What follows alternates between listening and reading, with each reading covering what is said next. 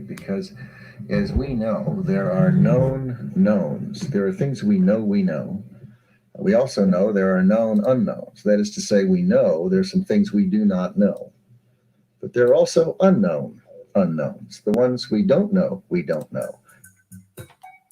Yes, yes, yes. This is Boxing Talk with Raphie. What are we on? What are we on? Which one's this? I think it's Boxing Talk with Raphie 119, 119. Okay, so I think it's time we do the sound check. Let's get into the sound check. I think it's boom, boom, boom. Okay, so damn, I know what I forgot to do. I know what I forgot to do. Do it after the show. No problem. Oh. Okay, so let me get situated here and make sure everything is where it is supposed to be. Okay, that's good. Damn, it's official. Just missed that. We are now live. And what am I calling this? What did I call this one? Battle Royale. Battle Royale. Hold on. How many people we got in here? We got 5 people in here already. Okay, the place is populating early. But I think before we go into the warming video, quick warming video, I need to tell you about what's on the agenda. Where are we? Let's have a look. Let's have a little looky. Okay, so we're talking about. Why can't I see that? Show. Oh, we're talking about the 3 kings. I was in a private convo, private chat group when someone posed a question. Someone posed a question. What was the question? The question was, who has the best resume at heavyweight out of the 3 kings? Or is it really 3 kings? Is it still 3 kings, or is it 2 kings? Or is it 1 king? So hence the battle royale. I'm up against a good debater. Very good debater. As a matter of fact, let me write this in. Let me write this in right now. Let me create the banner. Tonight, battle royale.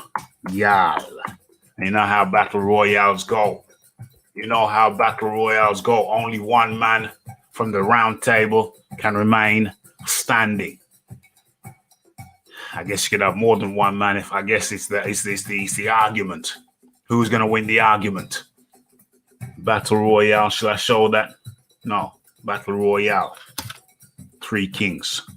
3 kings battle royale. Okay. That makes sense. I like that. 3 kings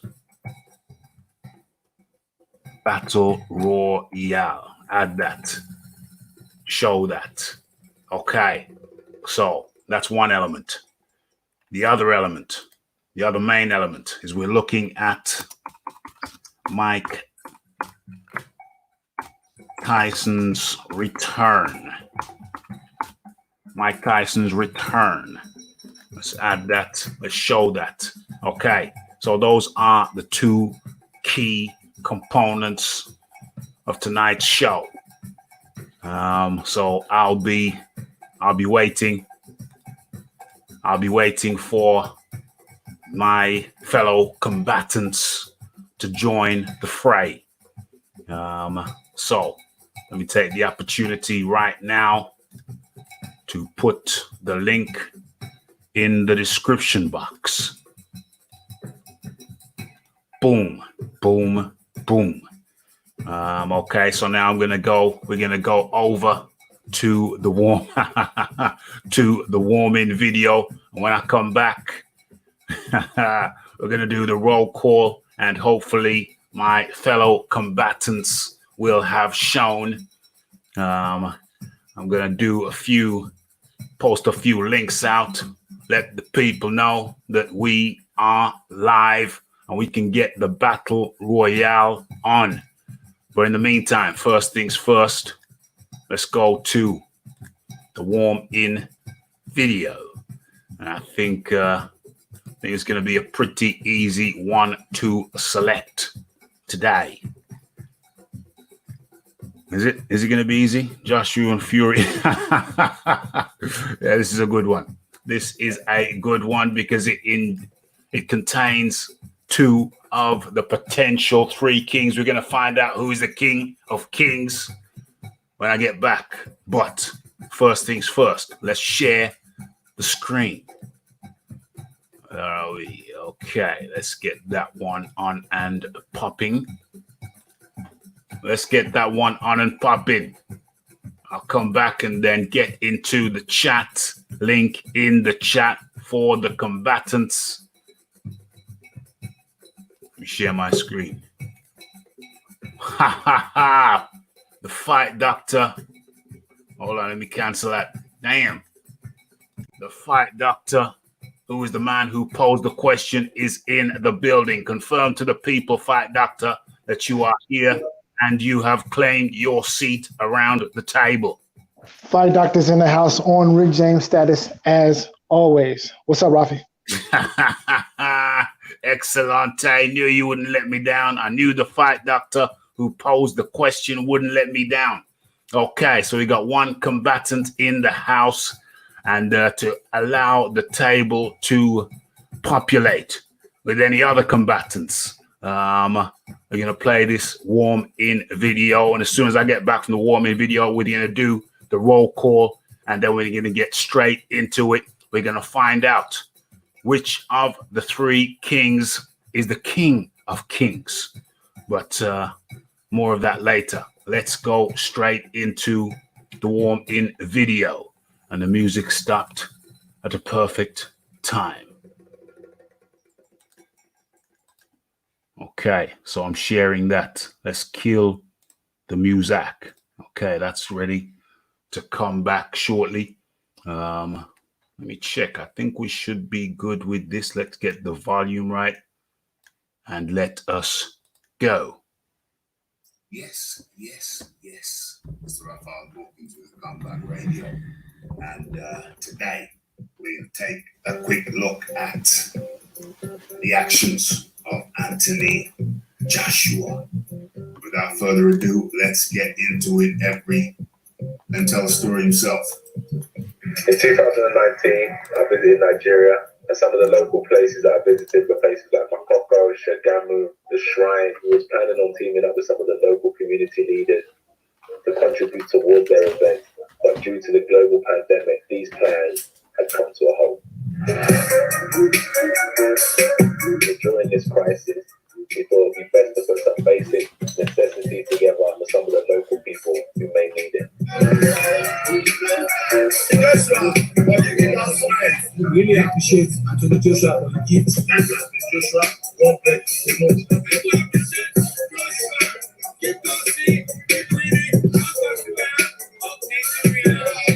So here's to Nigeria, one love people, and I'll see you soon. In 2009, I don't stop this thing. Okay, so team, I visited Nigeria. Charitable donation to Anthony Joshua sends a charitable donation to Nigeria, the place of his parents' birth. And so, yeah, I think it's great. Hold on, where's the music? Damn it.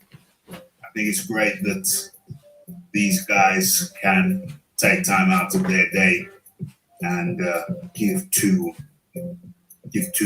charity. Okay, so this article speaks for itself, and I hope it ain't true.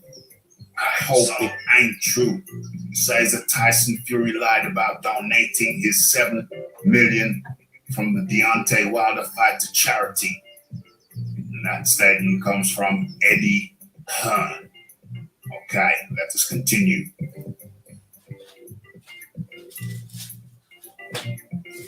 The Gypsy King insisted before the December bout that he would use the sum to build houses for alcoholics and drug addicts in the UK.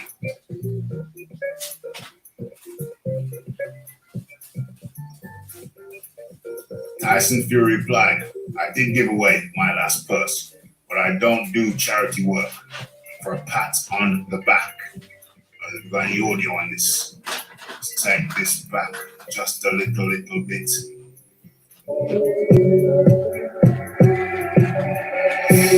Oh, it's got no audio on it. No audio on it. Yeah. I do it, but I don't want a pat on the back.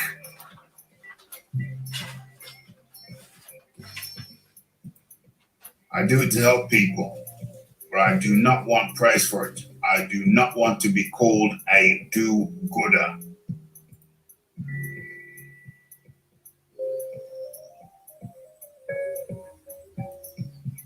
But the matchmaker promoter has insisted the Gypsy King did not part with his hard-earned cash after the showdown in Los Angeles.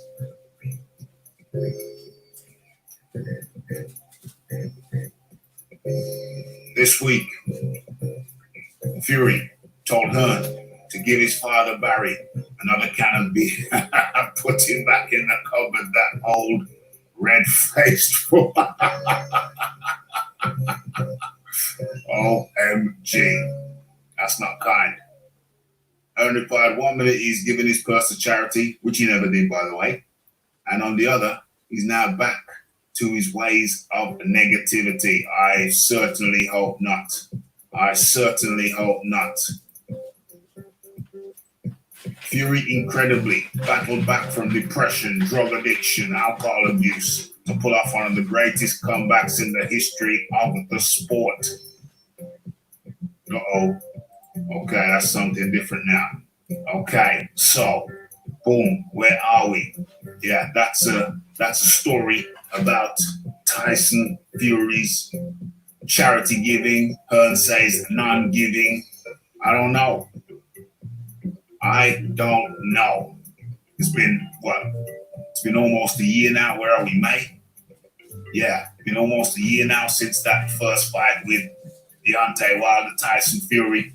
So the charity money given by Tyson Fury, the houses for the alcoholics and the drug addicts, it should be well on the way to being built now, one would imagine. Hopefully they found the land and they got the construction work underway as we speak. So all being well, if Tyson Fury did give that money, give his purse to charity, those houses should be springing up any time now. I'm still hopeful and optimistic that Tyson Fury is a man of his word, and he gave his purse from the first Deontay Wilder fight, the $7 million, to charity. And so any day now, we should see those houses springing up somewhere in the land. Let's hope that Tyson Fury can prove to be a man of his word, and we will see the fruits from the $7 million purse he donated to charity. Let's hope for the best. Let's hope that he did fulfill his promise and his stated obligation. So what say you? It's the Raphael Dawkins, it's the Combat Radio, it's the like, it's the subscribe, it's the comments, it's the shares, and it's the hitting that bell icon to stay updated with news and notifications. And don't forget about the live shows, Mondays, Wednesdays, and Fridays, 9 p.m. UK time. And tonight, it is the Boxing Talk and Classic Fight Review, 9 p.m. UK time. We're going to talk some boxing and then look at a boxing fight bout from yesteryear. Which fight is it going to be? Well, tune in tonight.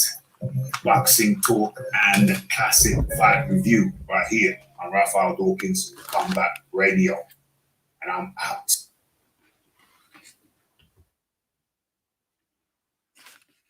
Okay, let's bring the beat back. Bring the beat back. Okay, all right. Okay, let's get this thing situated nicely. Damn it, there we go. Okay, where are we? We got the fight doctor back. Let's stop sharing. Let's smarten this little thing up a little bit. And let's get the emblem up. How are we gonna do this? Which one are we using? Okay, so camera. Got the camera in effect. That works. Okay, so let me put the link in the chat once again. Let's get this. Let's get anybody who wants to be on the panel on the panel. I'm expecting Don ZB. Where is Don ZB? Okay, let's go. Let's do the roll call. Let's do the roll call. Okay, so who we got? Oh, damn. We got Eric. How you doing? Eric, how are you? You're making your debut on Raphael Dawkins Combat Radio. How do you do? I'm good, brother. How are you? I'm very well, thank you. Very well. It's always funny when the minutes come up to a live show. The minutes go super quick. Next thing you know, you turn around and boom, you're due to be on, and there's things you haven't done, social media you haven't done. But hey, as you do this, as you go on, you perfect it, you get slicker. There's room for improvement with the slickness. But hey, at least we're here. At least we're here doing it. Damn. This is Big up yourself. This gonna be crazy. How you doing, Troy? All right. Told you I was gonna support you, right? Yeah, you didn't tell me, but I appreciate. When did you tell me that? I don't remember that. No, remember we were on the other podcast a few nights back? Yeah. That's right. I appreciate the support. Right. You know, crack like a duck, walk like a duck is a New York pigeon, right? Troy Graham, most of you will know him as a notorious caller. He likes to give Ness hell. Likes to give Nesta Gibbs hell. He's here right now. In the building. And damn, so we got 1, 2, 3, 4. We got 1, 2, 3, 4. I don't know if everybody knows what's going down. I don't know if you heard my explanation, but I'll give the explanation again. I'll try to explain what's going down. Okay, so as a matter of fact, let's get the appropriate title up. And for a second, let's share. No, that's background. Let's share that. Okay, Troy, do me a favor, my friend. When you're not talking, just mute your mic because I can hear things. Yeah, I'm sorry, man. I'm cooking. I'm gonna be moving a lot. That's no problem, but just mute your mic when you're not talking, bro. Okay. Yeah, everybody's muted. That's excellent. So we're looking at the three kings. Let me explain this now. We got everybody on board. Okay, so the question was posed by what's that new reply? Okay, so the question was posed by Fight Doctor, who's right here with us. The question was posed: who has the best resume of the three kings? Now, I thought it was fairly straightforward and obvious that Deontay Wilder was not in it. But the Fight Doctor, as a matter of fact, I'll let him speak for himself because he put it well and he put it in a way which made me have to say, okay, you know what? We're going to have to do a live show on this. So Fight Doctor, please take it away. So here's the deal, right? at the end of the day, the guy who has the best wins is Tyson Fury of the three kings. No, quote unquote, the three kings. but ask you, pose your question though. Pose your question. Oh, Right, you might be posing the question. Okay, carry on. So I think the question was like, who has fought the stiffest opposition among the three? And I think we were going back and forth between Deontay Wilder and Anthony Joshua. And, I'm on the side of Deontay Wilder having fought the stiffer opposition by virtue of the fact that he's fought Tyson Fury twice and he's fought Luis Ortiz twice. Okay. And so I think overall, Deontay Wilder's level of opposition is better over the last few years than what Anthony Joshua has faced. Okay. Well put. So that is going to be the debate. Let me mute these messages here. Let me mute that shiznix. Okay, no more interference. Okay, so that was the fight doctor right there. We're going to go to Eric. We're going to get points of view before we get into the debate. So our opening positions. Eric, over to you. What's your opening position? The best wins is Tyson Fury, obviously for the 2 wins he's got. Best resume for me, it has to be Anthony Joshua on consistency of the caliber of opponents he's been fighting. I hear what you're saying with what Fight Doctor's saying with the Fury and Ortiz, but the first Fury fight, we wasn't getting Tyson Fury what is at the top of the heavyweight division. We wasn't. He was getting a guy who was coming off of hour-long layoff and fighting 2 fighters who were nowhere near the top 50 in the heavyweight division. So I get what you're saying, but I have to disagree with that. Not saying that that Tyson Fury isn't a good opponent, because he clearly is. He showed that in both fights. Luis Ortiz, yet again, he showed in the first fight and the second fight he was a good opponent, but when he got chose, what has he really done anything at caliber in professional boxing? Not really, but I will give you Luis Ortiz because he's a good name on any of those guys' resume, whoever he fights. That's my opinion on it. Okay, so we got the fight doctor, we got Eric, and we have myself. Okay, so I don't know what happened to Troy Graham. I don't know what happened to Troy Graham, but we're gonna be proceeding. Let me just send this private message right here before we get stuck into the roll call and then into the debate. Okay, Troy might have come back.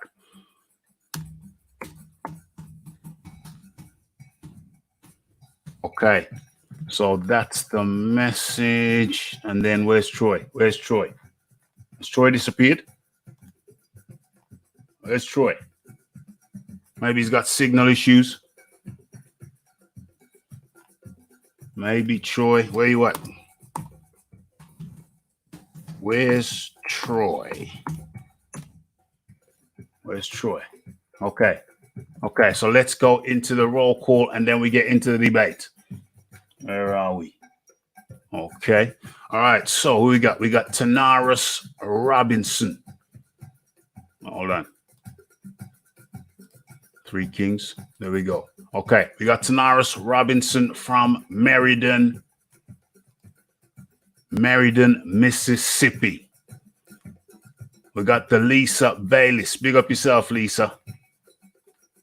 And we have, we got Mr. H. Monet in the building. Yes. We got AK Jr. We got the BH. We got the Jakal Davis. We got the Troy Graham. Troy Graham's cooking right now. I don't know if he's going to be able to hop back in. We got the Philip Carl Roberts and the Ross Clark and Lisa Bayliss, and we got the Eric Ferdinand. I guess that's you, Eric, isn't it? First time I've managed to catch you. Yeah, it is, yeah. Excellente, excellente. We got Eric in the building. Who else? Have I missed anybody? I think, oh yeah, the Kieran Betts. Yeah, everybody's here. AJ has the best resume, but Fury has the best win technically. Yeah, I guess that would be the Klitschko win. Okay, we've got the battle rifles. Okay, so that is, oh, we got the Raider from LA. Okay, so that is the full complement of people. And now I think we're ready. I think we're ready to get into it. Let's get this thing clear. Let's clear the screen. Okay. Let's get the writing down. What's the debate? The debate is, okay, I better leave the banner up. Where's the banner? Three Kings Battle Royale. Okay, I better add to that. Better edit that. Who has the best resume?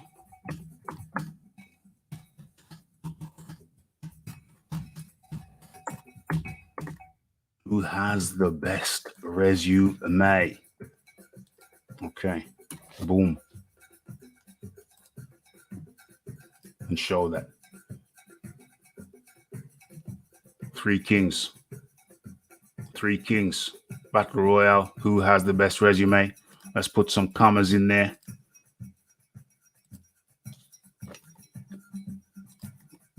Who has the best resume? Let's put a question mark in there. Let's have a look. How does it look now? Three Kings, Battle Royale. Who has the best? Yeah. Okay. So we're good. Right. Okay. So how does it look best? Okay. I'll go with that. I'll go with that arrangement. A little bit dark. Okay, so we are off. Okay, so opening arguments. I think you got to go with it. Fight Doctor. You got to go with it. You got to open up. Okay, so Anthony Joshua gets a lot of mileage for having fought Vladimir Klitschko, right? And so the Tyson Fury / Deontay Wilder detractors want to point to the fact that when Deontay Wilder faced Tyson Fury, Tyson Fury was coming off a long layoff. Well, that's almost equally true for the Vladimir. That's almost equally true for the Vladimir Klitschko that faced Anthony Joshua. So when Joshua faced Klitschko was coming off a 17-month layoff. So again, Tyson Fury is the guy who beat Vladimir Klitschko first, and Klitschko is the standout name on Anthony Joshua's resume. But if we're going to rate Anthony Joshua as having the best resume in the heavyweight division for having beat no one other than Vladimir Klitschko, well, then I think we need to re-examine the Tyson Fury Deontay Wilder fight, the first one, because the knock on Wilder is he fought, Fury after having come off a long layoff, but that's also true for Anthony Joshua having fought Vladimir Klitschko coming off a long layoff. So again, my argument is that, among the three of them, I think the guy who has had the toughest itinerary is Deontay Wilder. Why? Well, again, so he's fought Tyson Fury twice, and he's fought Luis Ortiz twice, and I think that matches up very well or better than the recent resumes for the other two guys. So Tyson Fury fighting Tyson Fury twice, and fighting, who else did you mention? Luis Ortiz. Luis Ortiz twice. Luis Ortiz twice. In your mind, gives him a better argument for being the king out of the three kings in terms of resume than what the other guys have done. In terms of quality of opposition, now, you know, obviously the top guy right now is Tyson Fury, but in terms of, you know, who's fought the stiffest opposition as of late, I think that would have to be Deontay Wilder.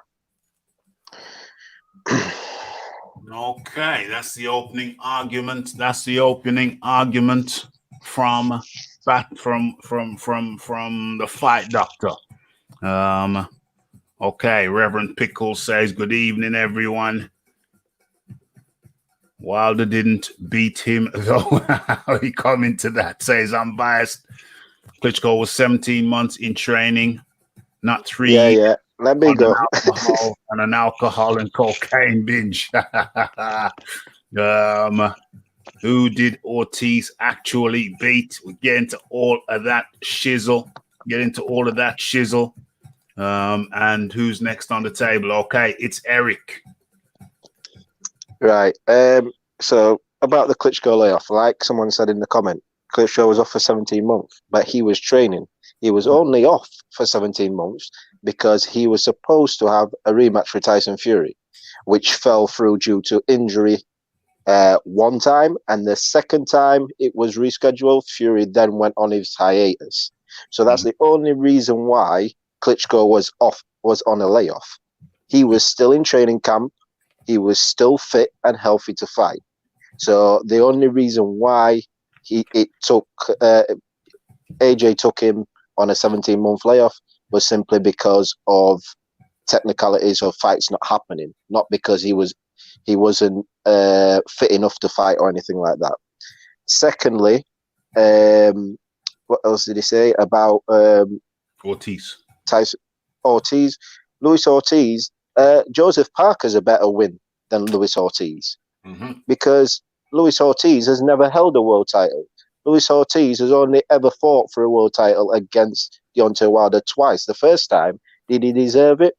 Okay, you can give him a shot. The second time, he certainly didn't deserve a shot because he had already been knocked out. So there was no need for a second fight. Luis Ortiz, like Umbaya said, has never beat anybody to be challenging for the world title twice. Because when he did lose the first time, who did he fight after? He fought somebody that was nowhere near the caliber of anyone in order to get another shot at the title. So you can't tell me fighting Luis Ortiz twice. Like, I'll give him the pass for the Luis Ortiz the first time. The first fight, I'll give him a pass for that. The second fight, he did nothing after he lost the first fight to gain a shot at the title again. So no, Travis Kaufman and Christian Hamer. My point is, he doesn't deserve a shot at the title. So therefore, when he got knocked out the first time, his rankings dropped. Yes. Then he never fought anyone higher than him after dropping to have a shot at the title again. So therefore, the second one is non-involved. I'm not giving him that because he was fighting a fighter who he'd already knocked out and who shouldn't have been in there with him anyway the second time. Yes. The Tyson Fury, the first one, he was fighting the Tyson Fury, which I've said time and time again, wasn't worthy of a world title shot then. It was a cherry pick gone wrong. The second fight, Fury never deserved a rematch he deserved a rematch after being robbed, in my opinion. But then he went on and fought Otto Wallin and Tom Schwartz. Fighting those two fighters does not gain you another shot at the title. He only got another shot at the title because he got robbed in the first fight. So at the times of fighting these fighters, the Luis Ortiz first one, which I'll give him because, okay, he can get a title shot. The second one, he fought him off of fighting Luis Ortiz fighting 3 people who wouldn't get you a title shot against anyone ever. The first Tyson Fury fight, those two fighters he fought wouldn't have got you a title shot against anybody. The second Tyson Fury fight, the same thing again. Those two fighters are not going to get you a title shot. The only reason why the Tyson Fury second fight was intriguing was because, in my opinion, again, he got robbed in the first fight. Yeah. So the caliber of opponent saying that Deontay Wilder has a better resume than any of one of those two guys, it's beyond me, because especially Anthony Joshua, and Anthony Joshua has fought Povetkin, fought Joseph Parker, who was a world champion, fought Klitschko. Yeah, he was on a 17-month layoff. He fought Andy Ruiz, who he lost to, then he regained his belt straight away. Like, the caliber of opponents goes on and on. So I don't understand how you can have Deontay Wilder for beating two fighters who, at the time of fighting them, shouldn't even been in the ring with him. Mm-hmm. Who are those two fighters? Yeah, Ortiz and Tyson Fury. Both times, like I said, the Ortiz one, I can give it. You can give people shots at the title, fair enough. But the second time, Ortiz did not deserve that title shot. The first time, Tyson Fury did not deserve that title shot. So both times when you fight in those fighters, at one of those times, they never deserved the title shot. And they were never in the position to beat you or to even be a challenge to you. Okay. So that is Eric's argument. And now we're going over to battle rifles. How you doing, Raphael? How y'all doing, panel? Yeah, I'm doing How good. Good. I'm doing good. I think honestly, between the heavyweights, I think I have to give it to Anthony Joshua. I was really debating this topic with myself because, since Tyson Fury did beat Wilder, he's arguably in the conversation. But it's really hard for me to sometimes rate people when it comes out their best wins, because I'm not sure, because AJ recently avenged his win. I almost put Tyson Fury higher, but I was saying he avenged that loss, so it shouldn't really matter.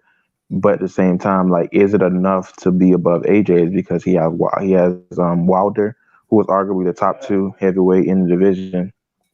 He has a Vladimir Klitschko, and then he has third win, probably. I'm trying to think.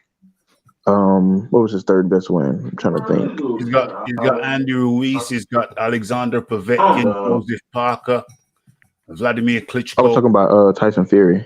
Oh, you're talking about Tyson Fury? Probably Derek Chisora.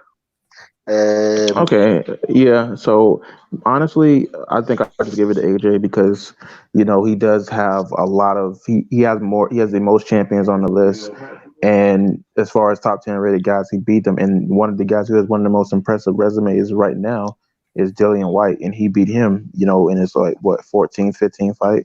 So yeah, Dillian Whyte is not a champion. Don't get me wrong; he made very dumb decisions when it came to getting a shot at the title. But then again, how many people have an opportunity to become a champion right now? Not many heavyweights, unless you want to count all Wilder's opponents. But then again, they only have two ways to get a championship. It's only two guys that can provide them a championship. Okay, so unless you're counting the regular belts. Okay, so in summary, your statement on the resumes. You want to name your 1, 2, and 3? Sure. I think AJ number 1. Man, I'm really torn. Does Tyson Fury go over Wilder? Because Wilder still has some good names. I mean, he has some decent names. I think I'll give this to Fury now because he did beat Wilder. And then I'll give it to I think I'll give it to Dillian Whyte. Oh, you put Whyte above Wilder. Yeah, I mean, that's Wilder would be number 4. I mean, scheduling conflicts aside, he beat Luis Ortiz, he beat Chris Ariel, he beat Maine Stavern, and he beat Dominic Brazil. And Dominic Brazil doesn't have a crazy resume, but it's okay. It's not bad. I hear you. Okay, so we've had a twist. There's a twist in the tale. There's a twist in the tale. We thought it was between the three kings, but now we've got Dillian Whyte coming up, running down Deontay Wilder, potentially kicking him out of contention. We were talking about the three kings, but now Dillian Whyte has come into the fray. Okay, I think it's my turn. But before I get my turn, I got to acknowledge the chat. Okay, so where are we? Okay, so face looks like a leather couch. Talking about Ortiz. How old is Ortiz? By my reckoning, he's got to be 51 this year. 51 this year. That's just speculation on my part. Where are we? Yeah, Troy Graham will jump on when he's done cooking. Cool. And the gang. No, I don't think he's still here. It's gone to other pastures. Okay, so Joshua's best attributes are power, strength, and self-belief. But unless his tactics are to fight, then he will lose to Tyson Fury's boxing skills. I believe Wilder could KO AJ. It's a 50-50 fight. That's some interesting observation. Wilder couldn't KO Fury in 2 fights. How does he KO Joshua, who punches much harder than Fury? Ross Clark says AJ's resume is consistent. It's a no-brainer.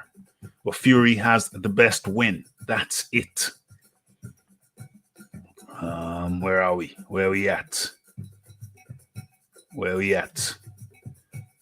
How Wilder avoided Klitschko is the big. Okay, so we've had the opinions of the people. Okay, so it's my turn. Okay, so well, for me, my position is that Joshua, I believe, has the best resume. He has been consistently fighting top 10 opponents, whereas Deontay Wilder, why am I so dark? Whereas I don't even think this damn thing works. Whereas Deontay Wilder has not. So, okay, we're going to have to go a little bit deeper into it. Let me go let me get the stats up. Let me pull the stats up. Okay, so hopefully you can see this. Am I sharing? Probably not. Let's correct that. Share screen. Okay, so let's have a look at the opponents. Okay, so Andy Ruiz, that's a champion. He's beat 1 champion. Alexander Povetkin, ex-WBA champion. That's 2 champions. Joseph Parker, that's 3 champions. Vladimir Klitschko Osei. Okay, so he beat 2 reigning champions. He beat Andy Ruiz, Joseph Parker, and where is he? Charles Martin. Okay, so he beat 3 reigning champions, 3 champions, 3 guys who were champions when he beat them. That's Charles Martin, Joseph Parker, and Andy Ruiz the second time. That's 3 champs. 3 champs on his record. Let me write that down so I don't forget. AJ beat 3 reigning champs. Okay, so that's my first point. AJ beat 3 reigning champs. That's 1. Okay, he's also fought more guys who were currently in the top 10 when he fought them than the other guys. Let's have a look at that. Okay, so Alexander Povetkin, Joseph Parker, Vladimir Klitschko. What's that? 1, 2, 3. Vladimir Klitschko.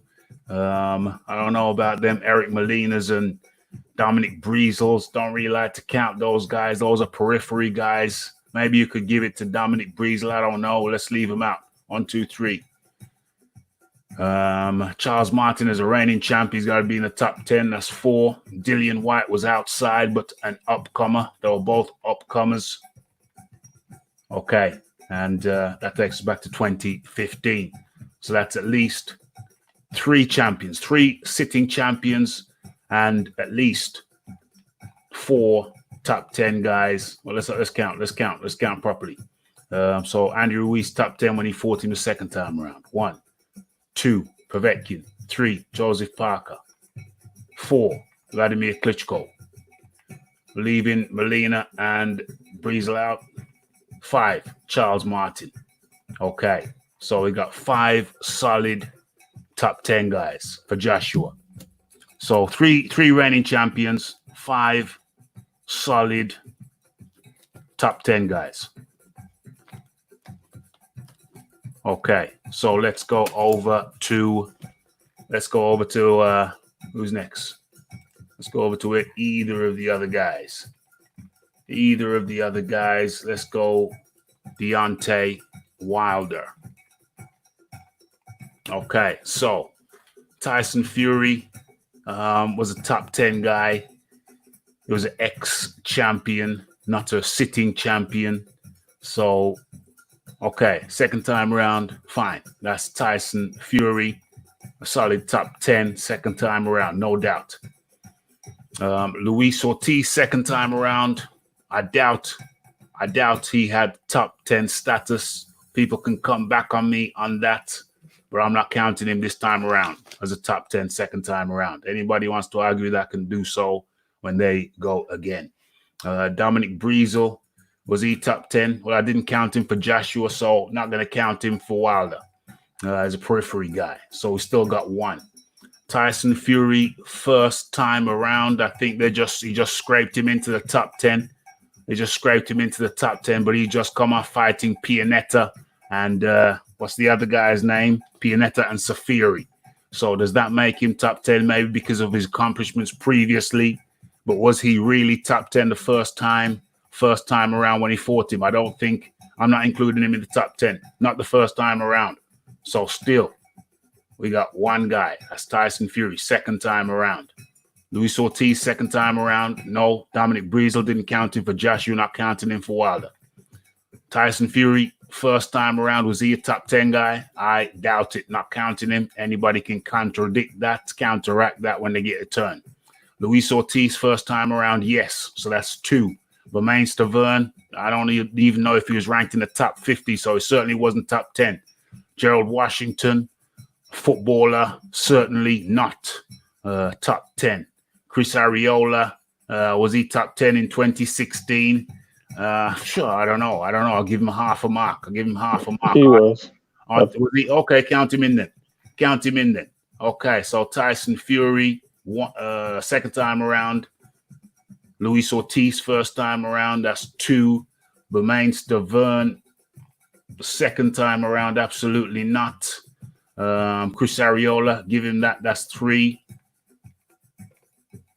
Bermain Stavern, way back in the day, he was a champion at the time and certainly top 10. So that's like about 4 guys. Bermain Stavern, Chris Arreola, Luis Ortiz, first time around, and Tyson Fury. That's around 4. And out of those, so that's 4 top 10. Joshua had 5. Okay, so let me count that. Wilder, I'm writing this down. Wilder, 4 top 10 wins. And let's count how many sitting champions did he beat? Who was a sitting champion? It was, scrolling down, Bermain Stavern, who won a vacant championship, beat 1 reigning champion. 1 reigning champion, 4 top 10 wins, and 1 reigning champion. Compare that to Anthony Joshua, beat 3 reigning champions and 5 solid top 10. Those are my maths. Let's go over to Tyson Fury. So Deontay Wilder is behind Joshua. It's all on this one. Let's see how it works out. Okay, so Tyson Fury beat a sitting champion in Deontay Wilder. He also beat a sitting champion in Vladimir Klitschko. So I got to write that down. Tyson Fury beat 2 reigning champs.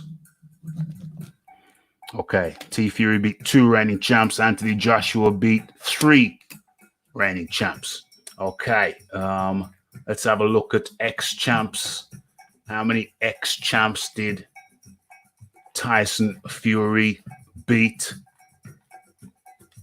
We know Joshua beat 2 ex-champs in Povetkin and, write that down, 2 ex-champs in Povetkin and Klitschko. Okay, Tyson Fury beat, what is this? 2 reigning champs. Let's see how many ex-champs he beat. No, 0 ex-champs. 0 ex-champs. Okay, so let's see how many top 10, how many guys with consensus top 10 at the time when Tyson Fury beat them. Okay. Deontay Wilder, top 10, yes. Otto Wallin, no. Tom Schwartz, no. Not consensus, top 10. Deontay Wilder, the first time, yes. That's 2. Francesco Pianetta, no. Statistical Fury, no. Vladimir Klitschko, yes. And how many are we going back? I think I was going back about 7 or 8. 1, 2, 3, 4, 5, 6, 7, 8. Okay, I'm going back 8 for each of them. Christian Hamer, no. So top 10s. We're looking for a top 10. Christian Hamer, no. Vladimir Klitschko, yes. Statistical Fury, no. Deontay Wilder, yes. Vladimir Klitschko, Deontay Wilder, and Deontay Wilder twice. His last 8 fights, he's beat 1, 2, 3. 3 top 10. The rest were outside of the top 10. So let me write that down and then give you my tally. Tyson Fury, 3 top 10s. I've just checked. Chris Arreola wasn't in the top 10 when they fought in 2016. Yeah, I didn't think he was. People often give him that, but he ain't. So I've just had a look at the top 10. Hold on, we're going around again. We're going. No. I'm giving you my tally. We're going around again, starting with the fight doctor. So you get your right to reply. So everybody, just mute yourselves, please. I'm going to give you my tally. Okay, so in 3rd place, we have Wilder with 4 top. Oh, is that 3rd? Now let's start with Fury. Okay, so Fury beat 2 reigning champions. He beat 0 ex-champs, and he beat 3 top 10s. Wilder, he beat 3 top 10s. We've just taken Arreola out. 3 top 10s, solid top 10s. And he beat 1 reigning champion. And that was Stavern. What else? What other categories? Yeah, that's it. He beat 0 ex-champs. So Wilder, 3 top 10s wins, beat 1 reigning champ. Fury beat 2 reigning champs and 3 top 10s. Anthony Joshua beat 3 reigning champs. That's more than anybody else. 5 solid top 10 wins including 2 ex-champs. That's Klitschko and Povetkin. I put it to you that Anthony Joshua wins handily. Handily. Okay, let me stop sharing my screen. I'm going to go around the table again. Okay, so Fight Doctor, you have your right to reply. Okay, so there are a couple of things. First is we need a source that we can all agree on for rankings, because I don't know who decides who's top 10, who isn't top 10. I have a couple of ideas on who we can, resources we could tap for rankings. I would offer ESPN, and I would also offer what is it? I'll look it up. It's called the It's the I'll have to look it up. Okay. But yeah, so we need a source where we say, okay, well, this is the authority, or at least we can agree this is who we're going to turn to for top 10 rankings. All right. Have you got that source? Do you have that source? Wait, I can find it. Hold on a second. Give me 1 minute. No, but carry on with your argument. You can find it after we come back. But really, with we're having the debate now, so it's kind of like we're going around the table and we're agreeing or disagreeing on the top 10s. So the debate is now. We're doing it now. So your argument, please, my friend. Okay. Now the second thing is in terms of who beat the most world champions. Well, at the end of the day, there's only one world, right? As such, there can only be one world champion. Now, you can have belts, you can have sanctioning organizations, trinkets, but those are not world titles. Those are sanctioning organizations' trinkets. There's only one world, and therefore there can only be one world title and only one world champion at a time. You can't have multiple world champions at the same time because, well, there's only one world. Okay, so in reality, we do have multiple world champions. But the reality, but that doesn't trump the fact that, well, you only have one world. You can only have one world champion. Now you can have multiple world fakers. You can have multiple people calling themselves champions, but just because somebody holds a belt, that doesn't make them a champion, right? According to you. I mean, well, let's do the logic. Let's do the math. I mean, how many worlds do we have? We have one world, right? I mean, somebody please correct me if I'm wrong. But we only have one world. Nobody interrupted. Yeah, let him go. Let him go. I thought he was asking me a question. So let him go. Well, I mean, somebody correct me if I'm wrong. I mean, if we have more than one world. It's not a question and answer session. You're giving your argument, bro. Right. So as such, there's only one world, so we can only have one world champion. Now, the sanctioning organization, we know that they hand out title belts, but in my mind, that doesn't mean anything because the tradition of boxing and the tradition of a world champion predates all of these organizations. Again, I would go back to the argument of where was the WBC, where was the IBF, where were these people when Jack Johnson was the heavyweight champion of the world? They were nowhere to be found. So in my mind, they are as legitimate then as they are now. They weren't legitimate in Jack Johnson's era. They're not legitimate now. In Jack Johnson's day, there was one world champion, and that's true today. There can only be one world champion because there's only one world. Now, question is, who is the world champion? Well, in order to be the man, you have to beat the man. So who beat the man? Well, that will be Tyson Fury, okay? The champion before him was Vladimir Klitschko. He beat Klitschko. He becomes the man. That's just how it goes. Okay. Now, as such, Tyson Fury is the only fighter to have beaten a world champion. Anthony Joshua has never beaten a world champion. Deontay Wilder has never beaten a world champion. The only guy who's ever beaten a world champion is Tyson Fury. Now, again, we go back to the argument that I made about Deontay Wilder having had the toughest itinerary. Well, the only guy who's fought more world champions than him is Tyson Fury. Okay? I'm sorry. I take that back. No. I take that back. I'm sorry. No.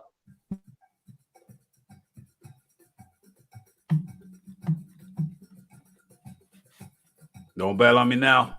Don't bail. Deontay Wilder. Yeah, I'm back. Sorry about that. I'm sorry. Deontay Wilder actually has fought more world champions because Tyson Fury fought Vladimir Klitschko, who was the world champion. So he's only fought one world champion. But Deontay Wilder fought Tyson Fury twice. So he's fought a world champion 2 times. Anthony Joshua has never fought a world champion. So again, in terms of who's fought the most world champions, that would be Deontay Wilder. How many world champions did he fight? Well, he fought one world champion, but multiple times.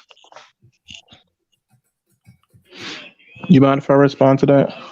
Let me go first. If he's finished, let me go. Have you finished? Yeah, I passed the baton. Right. Where do I start with this? Where do I begin? So we've got one world champion. Okay. So you deem Tyson Fury as that world champion for me in Klitschko because he was the one world champion. Well, Klitschko wasn't the world champion.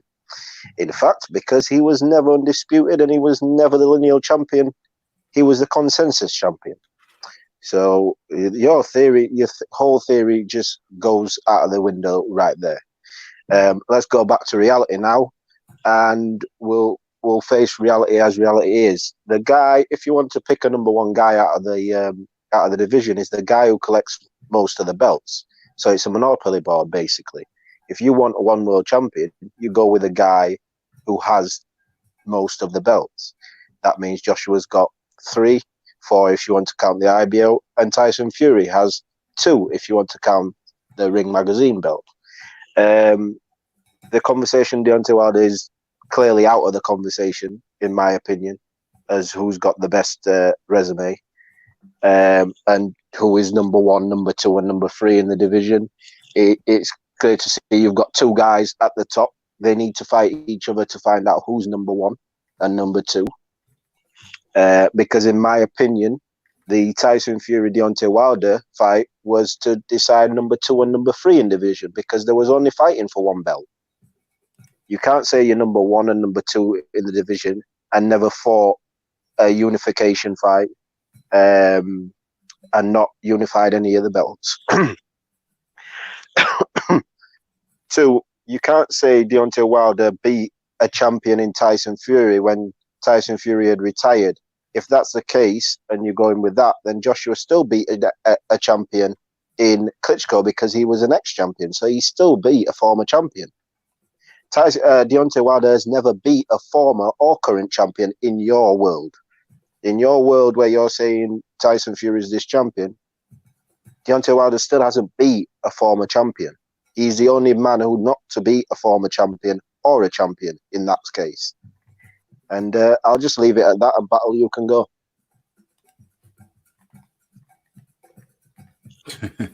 Battle. I just want to say this.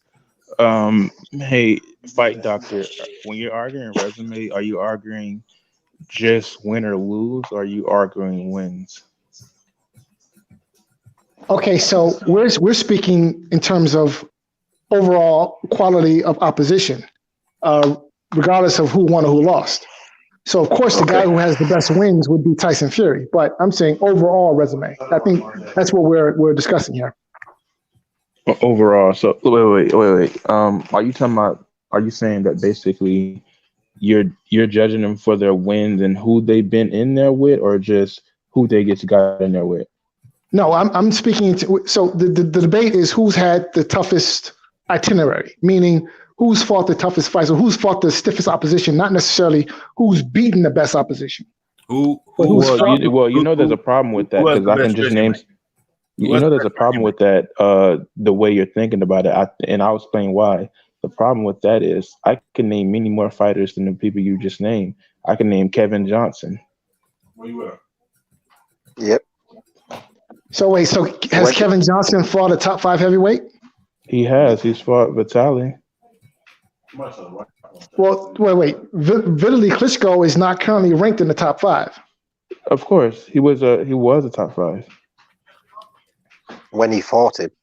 when he fought him. Wait. When did Vladimir Klitschko retire? It doesn't matter. It's still Johnson is still he has still fought a better a champion. It doesn't matter when he retired. We have to, if we're looking at resume, in my opinion, you have to look at the top 5, but you also have to beat those guys. There's no point in being in because there's plenty of journeymen who's been in there, and people like your Duarpas and whoever Deontay Wilder's been fighting, who's been in with a champion and lost. It doesn't make a difference if you lose. You need to be in there with those guys and win the fights. That's what a resume is. A resume is you can count countless of journeymen or people who are fringe world level who get thrown in with top 5 guys for just to get beat. Their resumes are better than most of the champions' resumes because they've been in with those top guys. But those guys are not part of the discussion. The discussion is they're not part of the discussion because they've not won anything. The whole point of these 3 guys being in the discussion is the fact that they have been winning. That's the whole point of them being in this discussion. The point of this discussion is who's fought the toughest opposition between the 3. Now, you guys can bring up Kevin Johnson or whatever other tomato can, but that doesn't relate to the conversation. It has nothing to do with the price of tea in China. I'm sure I could go find some obscure heavyweight who's been in the ring with Mike Tyson, Evander Holyfield, Riddick Bowe, but who's probably still fighting right now. But what does that has nothing to do with the price of tea in China or the topic of discussion at hand. I thought we were talking about. I think when you say he already one at a time. I think when you say resume, you're looking at the people you fought and the people you beat. So it's a 2-tier thing. The people you fought and the people you beat. Now, on my list, AJ has fought and beat the most champions, reigning champions, and ex-champions. And he's also beat more solid top 10 guys. That's guys people can by consensus say, yeah, he was a top 10. So according to my list, AJ has the best resume. He's beat 3 sitting champions. He's beat 2 ex-champions, and he has beat 5 consensus top 10 guys. So that's 3 sitting reigning champions, 2 ex-champions, and 5 consensus top 10 guys, in comparison to Wilder, who has 3 top 10 wins, consensus top 10 wins, and beat 1 reigning champion. And I guess you could say that he fought 1 ex-champion. Yeah, he fought 1 ex-champion in the form of Tyson Fury. So once again, everything with him revolves around Tyson Fury. The only way, and that's it. So Wilder is bottom of the list. Tyson Fury beat 2 reigning champions and 3 top 10 ranked consensus guys, but 0 ex-champions. So 1, Anthony Joshua, based on the criteria I just put forth. 2, Tyson Fury, based on the criteria I just put forth, and lagging in 3rd place. It's a poor 3rd. By the criteria I just explained, you find Deontay Wilder. Next person who wants to come in. Let me say this real quick.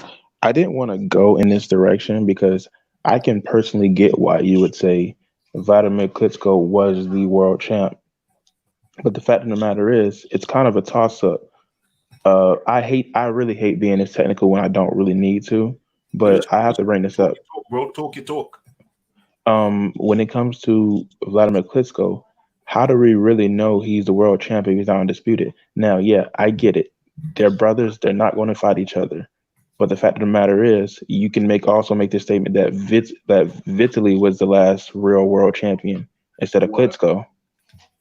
So that's kind of the conundrum that you're dealing with.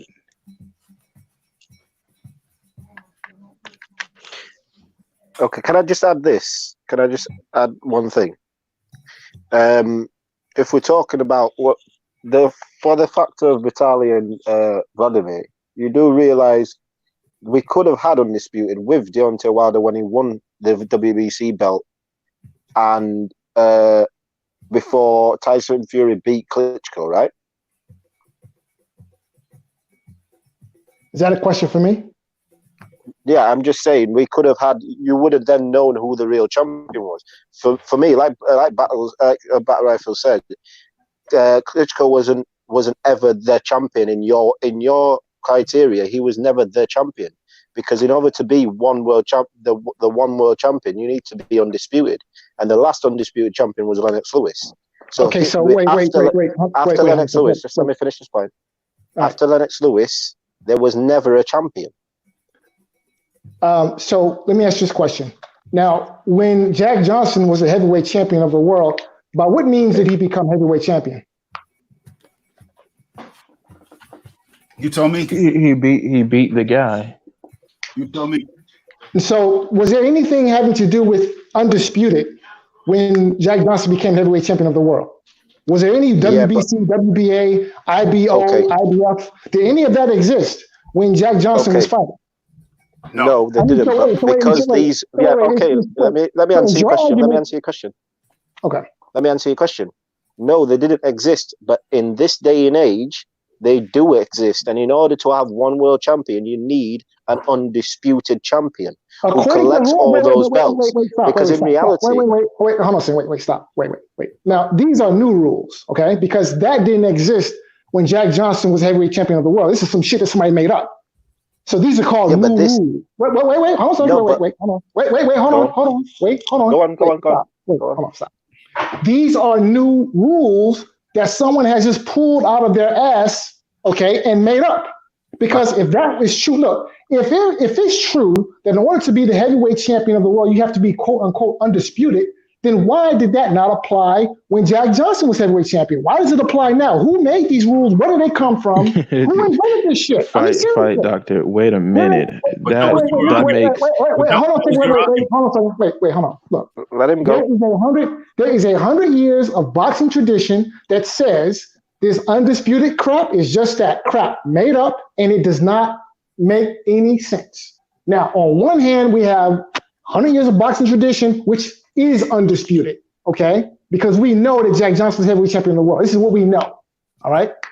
Okay. And we have this Johnny-come-lately nonsense about WBO, IBF, WB. Look, all that shit Johnny-come-lately. And none of it was around when Jack Johnson was heavyweight champion of the world. So if it didn't apply then, why does it apply now? Okay, Eric, wait, Eric. I got this. Go on. Yo, that has got to be the craziest argument I've ever heard, Doctor. The people are not making the arguments because the belts didn't exist. There's a reason they call it undisputed, because you can't dispute it. They're fighting for the title of the best in the world. So when it comes to why was nobody arguing it, because there was only one belt. So the fact of the matter is, you're talking about something that you said is completely made up. It's something that it's old in relation to the heavyweights back then. But the fact of the matter is, you just said earlier that according to your criteria, that Vladimir Klitschko was the real world champion because he was linear. When the fact of the matter is, he wasn't even lineal by beating somebody related to the lineal list. He fought Ruslan Shagayev. So come on now, like that was I don't understand where you're going with this. And if you're going to do that, also, you can do that with, but the belts are part of boxing rules right now because they're sanctioning bodies. Simple as that. Boxing has changed. Wait. No. Who made the belts part of boxing rules? I mean, I don't get that. Bodies. I mean, what governing bodies? But who do they govern? Exactly. The sport. I mean, so you mean to tell me that there was no boxing? Boxing didn't exist before the WBC? Is that what you're trying to explain to me? So there was no governance in boxing before the IBO. Is that what you're saying? I mean, is that your argument? Really? That is not my argument. I don't know how you got let me speak. Because it seems to me that governing bodies can't even govern themselves, and two, they don't agree. So when you have different governing bodies who don't agree with each other, as they often don't, then whose rules apply? And why? Can I ask More you a important. question? Can I ask you a question? I'm listening. You keep going back to Jack Johnson, yeah? Yep. Right. So, in your opinion, after Jack Johnson won this world title, going back there to Jack Johnson, who should be the heavyweight champion right now? Tyson Fury. And why is that? Because Tyson Fury is the man who beat the man. So, who did Klitschko beat to become the man? So the title was vacant, and I want to say he beat Ruslan Chagaev. No, it wasn't. No, it wasn't. No, it wasn't. So there you go. You've debunked yourself. Like you've debunked yourself. The title wasn't vacant. Okay. How can the title be vacant when his brother already held part of the titles? According to whom? The title wasn't. Wait, according to whom? According to whom exactly? What do you mean according to whom? According to whom? It was vacant, Eric. The way they sanctioned it was weird, but it was vacant. I admit that was weird the way they sanctioned it. Okay. Yeah, but what I'm saying, Battle, is by the time it came to Klitschko, there's still so many titles scattered around. Remember, at this point, there's still 3 titles scattered about, which is WBC, IBF, and IBF wasn't part of it then. WBA, WBC, and whatever. So you had 3 titles because that's all you needed to be undisputed, right? No, no. Who made up these rules? Where does this shit come from? Again, I go back to Jack Johnson. Now, first of all, let me ask everyone. Let me ask the whole panel a question, right? Do we all agree that Jack Johnson was the heavyweight champion of the world? Do we all agree? We all agree that going back to Johnson. Go ahead and make the point. But my question is, do we all agree that either we don't or either we do or we don't? Now, do we all agree that Jack Johnson was the heavyweight champion of the world? Do we all agree? I agree. Yes. Where are you getting to? Champion of the world. Yeah. Now, do we all agree that WBC, IBF, IBO, WBO, none of that shit existed? It's all made up. None of it existed when Jack Johnson was the heavyweight champion of the world. Do we agree? Obviously. But it exists now. This is what we're talking about now. Your point is pointless. Okay, wait. Hold on a second. Wait. Listen, look. I can go and file the right paperwork, and I can start up a sanctioning body tomorrow. Okay, I can do that. Go ahead. Oh, okay. Go ahead. Let's do that. I can call it the WBFU. Okay, that's what I can call it, the WBFU. All right. Well, you couldn't because the other sanctioning bodies would have to vote you in. They would have to vote you in. But that's the whole point. The IBO is not recognized. Wait. Hold on a second. Wait. All right, keep going. Who gives the sanctioning bodies the authority to vote somebody in to sanction boxing matches? I mean, when did that shit happen? Again, I go back to Jack Johnson, right? Hold on. This is Raph talking. Hold up. Let me show my face. Okay, so the fight doctor, you're gonna make your point, and then we're gonna go to Troy Graham, who's been waiting, and then we're gonna go to unbiased boxing. So, fight doctor, make your point, please. Now, in front of me right now, I have 2 sources. Okay, I have 2 sources, 2 unbiased sources. At least I consider them unbiased. That say that Tyson Fury was the heavyweight champion of the world. Okay, I'm sorry, is the heavyweight champion of the world. Now, the first of them is the Transnational Boxing Rankings. They have Tyson Fury, December 15, in their December rankings of 2015. They have Tyson Fury as the heavyweight champion of the world. Okay, that's my first source. Now, my second source is the Cyber Boxing Zone. Okay, and on their list of lineal champions at heavyweight, they have Tyson Fury's name right under Vladimir Klitschko. All right. Now, 2 unbiased sources. I consider to be unbiased. All right. And they have Tyson Fury. Both of them agree. Tyson Fury, heavyweight champion of the world. All right. Now, when I look in these sources, I don't see anything about WBC, IBF, IBO, WBO. I don't see any of that shit. It doesn't exist. So again, now on the same list that I'm looking at, Cyber Boxing Zone goes all the way back to John L. Sullivan. Okay, goes back all the way to John L. Sullivan, and it lists out every lineal heavyweight champion all the way down to Tyson Fury. So now that's my evidence. Now, if anybody has something better than this, I would love to see it. Hold on. What's your point? My point is that one, there's only one world, and if there's only one world, then there can only be one world champion. All right, that's fact. There's only one world. There can only be one world champion. Sanctioning bodies, again, all that shit is made up. You yourselves have said, I think it was Battle who said that the sanctioning bodies were made up. Well, they're made up. When you make something up, what do? You pull it out of your ass. That means it doesn't exist. The shit is paper. Look, they call paper titles for a reason. Why? Because they exist only on paper. Somebody writes your name down on a paper, accuses you of being a world champion. That doesn't make you a world champion. Okay. The WBC does not determine who is and who is not a world champion. It doesn't. Okay. So my counter to that before I go to Troy Graham, and then after that on bias, my counter to that is we're talking about resumes. We're not talking about who might be a world champion according to you or the next man. We're talking about resumes. That's my retort to the Fight Doctor. And now to Troy Graham. You're muted. You're muted, Troy.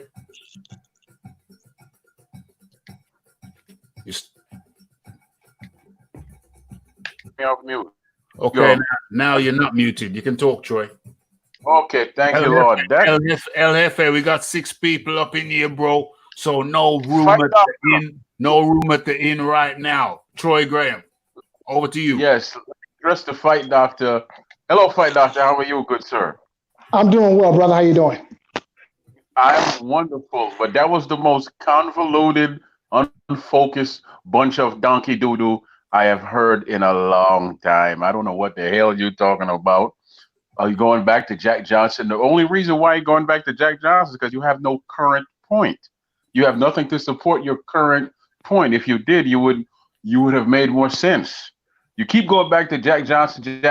It was no color TV. It was no TVs back in Jack Johnson's day either. I could walk down the street. You could shoot me in my face or kill me, and you wouldn't get arrested back in Jack Jackson time either. You have no point.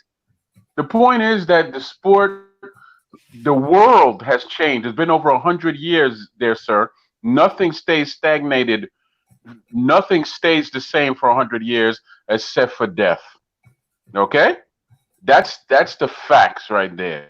Death stays the same. Life is continuously moving. So I don't know what your point is, even though you spoke on it 3-4 times, and I doubt anybody else on the panel. But here's my point to you. We're talking about who has the best resume. It's Joshua. He's fought the tougher opposition, period.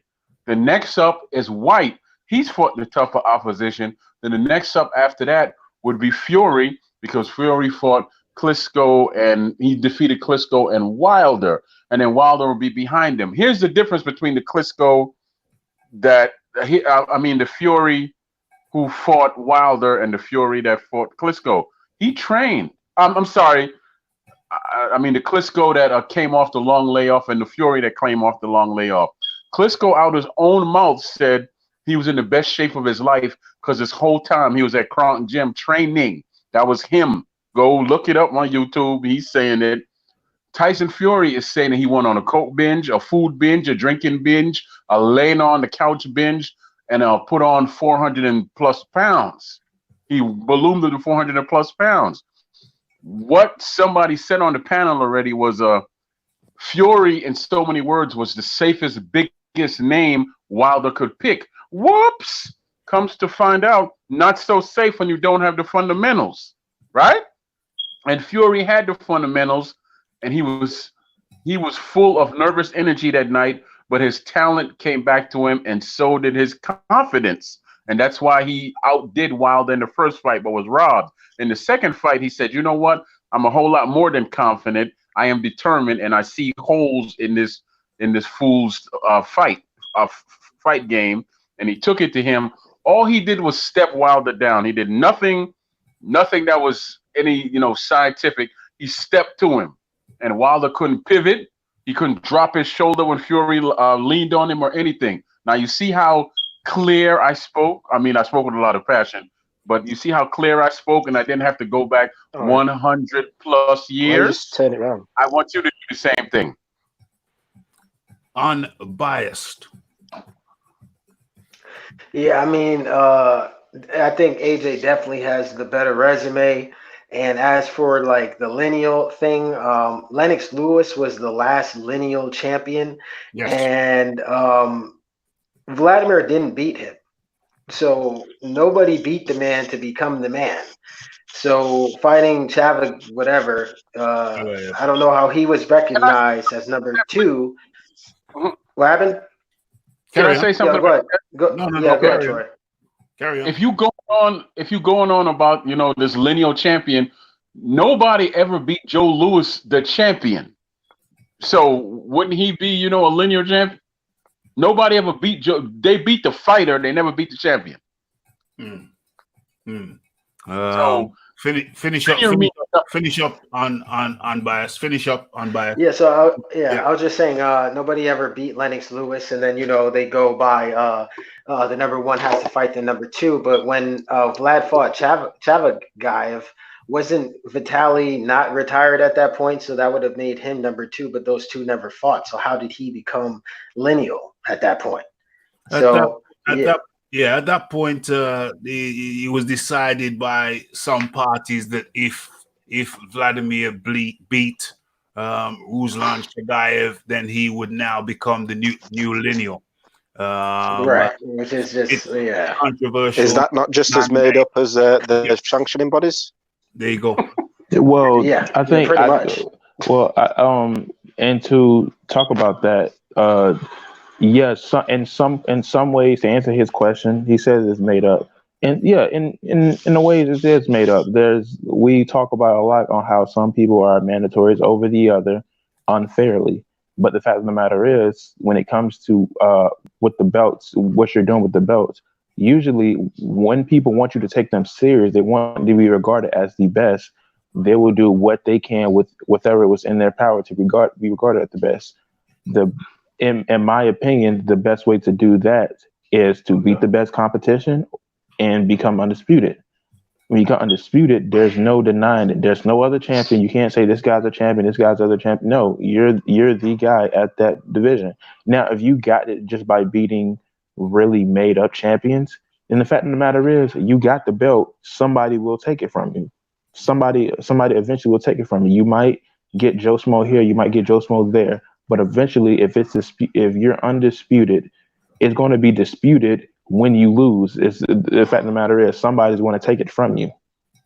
Right. Let me just finish up. So yeah, AJ definitely has the better resume in my opinion. He has more of a consistent basis of top opponents. And then after him, I guess you could put Fury, and then after Fury, you got to put Dillian Whyte. Dillian Whyte has a better resume than Deontay Wilder, and that's sad, but it's the truth. Who did Deontay Wilder really beat? Luis Ortiz. Who did Luis Ortiz beat? Brian Jennings, and that's it. So I mean, if we're being honest with ourselves, Deontay Wilder is when it comes to resumes, he is the weakest link. You can't say, oh, he fought Fury in a draw, which he really lost. And then he fought and then got his ass completely beat by Fury in the second fight.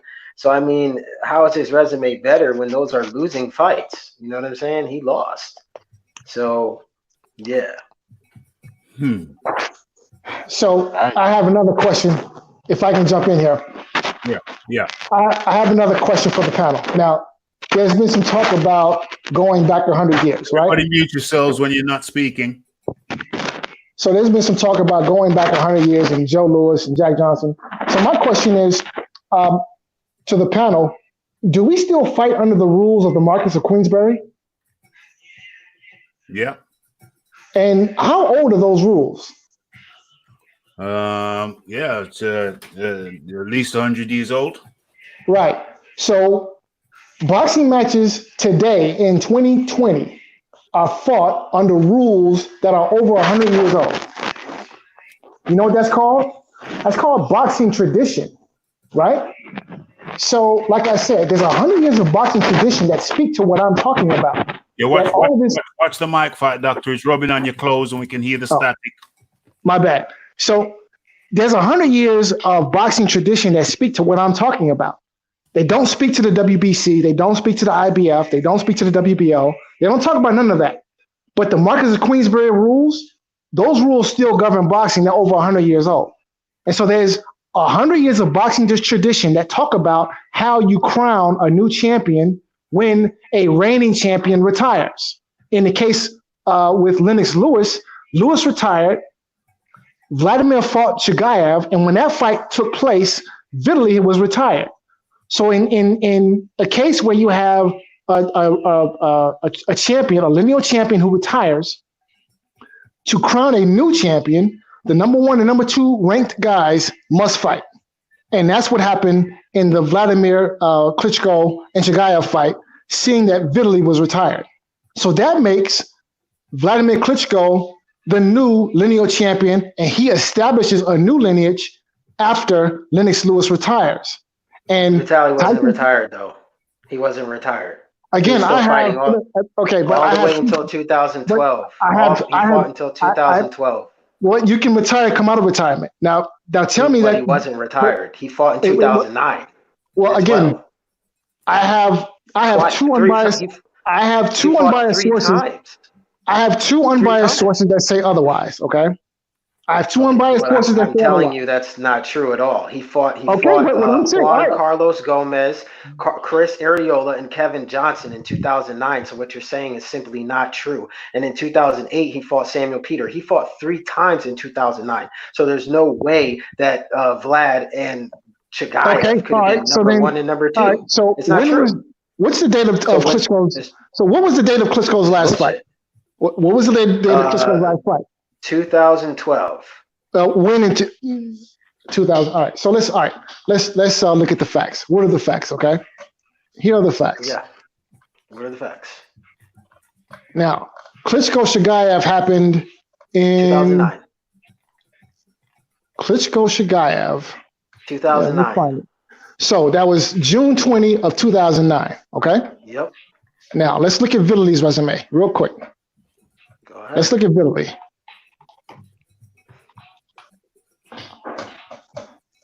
Let's look at Vitaly real quick.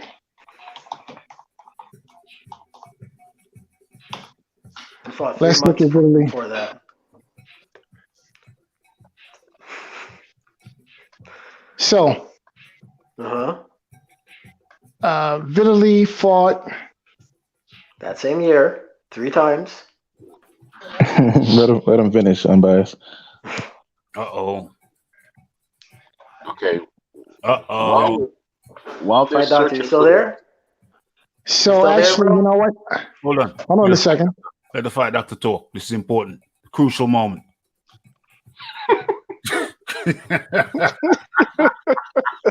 So hold on a second. Wait a minute. We're not done, son. We're not done. Fuck. He fought Kevin Johnson as well. Just so we're not done. Trust. We're far from done because actually I actually got it turned around. You're right. I got it turned around. Uh-oh. Vladimir didn't claim the lineal title with the Chigaev fight. My apologies. I made a mistake. He claimed the title with the Alexander Povetkin fight because Povetkin was the number 2 heavyweight in the world at the time they fought, and Vitaly was indeed retired in 2013. No. That makes. Okay. All right. So then, all right. Listen. At the end of the day, we have the number 1 and number 2 heavyweights fighting. Okay. No. Vladimir was anointed lineal on the Chigaev fight. Yeah, that's what Chigaev. Listen, guys. At the end of the day, you had number 1 and number 2 in Vladimir. And listen, I made a mistake. I agree. All right. However, Povetkin was enough. Was it Povetkin? Wait. Fight doctor. Where's the? That was number 1 and number 2. All right. That was number 1 and that was number 2. Okay. Number 1 and number 2, but Vladimir was retired. Vladimir had already been anointed lineal when he beat Chigaev, not Povetkin. Okay, well, listen. Well, hold on a second. Wait. Listen. At the end of the day, boxing tradition was fulfilled Vladimir beat the number 2 heavyweight in Alexander Povetkin. That makes Vladimir the new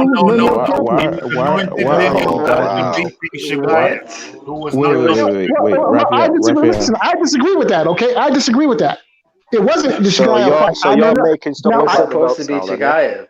It was supposed to be Chigaev. Well, it was not Chigaev. That's a mistake that I made. I own up to my mistakes. But however, the simple fact of the matter is this: number 1 and number 2 fought in Vladimir and Povetkin. Billy was retired. Billy retired in 2012. This fight happened in 2013. Okay, so. You're just going to make it up. What do you mean? So I'm not making this shit up. You can look it up for yourself. No, you are. But you are making it up. I'm not. Let me speak here. Let me say something. One at a time. Let me say something. I'm not making this up. This is not made up. All right. This is indeed the facts of the matter. That this was a fight between the number 1 and number 2 heavyweights in the world. It is fact. That's fact, sir. Okay. Try, Doctor. Please let the next person come in. Eric, and then Unbiased. No, I'm just saying that his way of thinking that because Klitschko,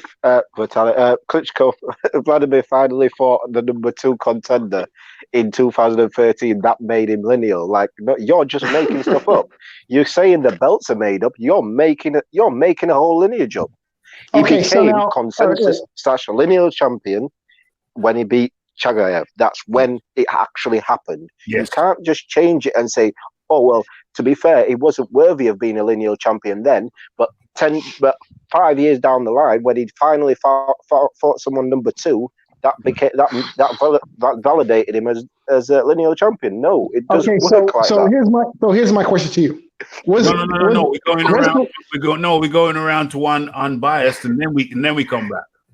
Yeah, can you come to me after Unbiased, please? Yes. Well, you could go. You could let Troy go. Troy, go ahead, Troy.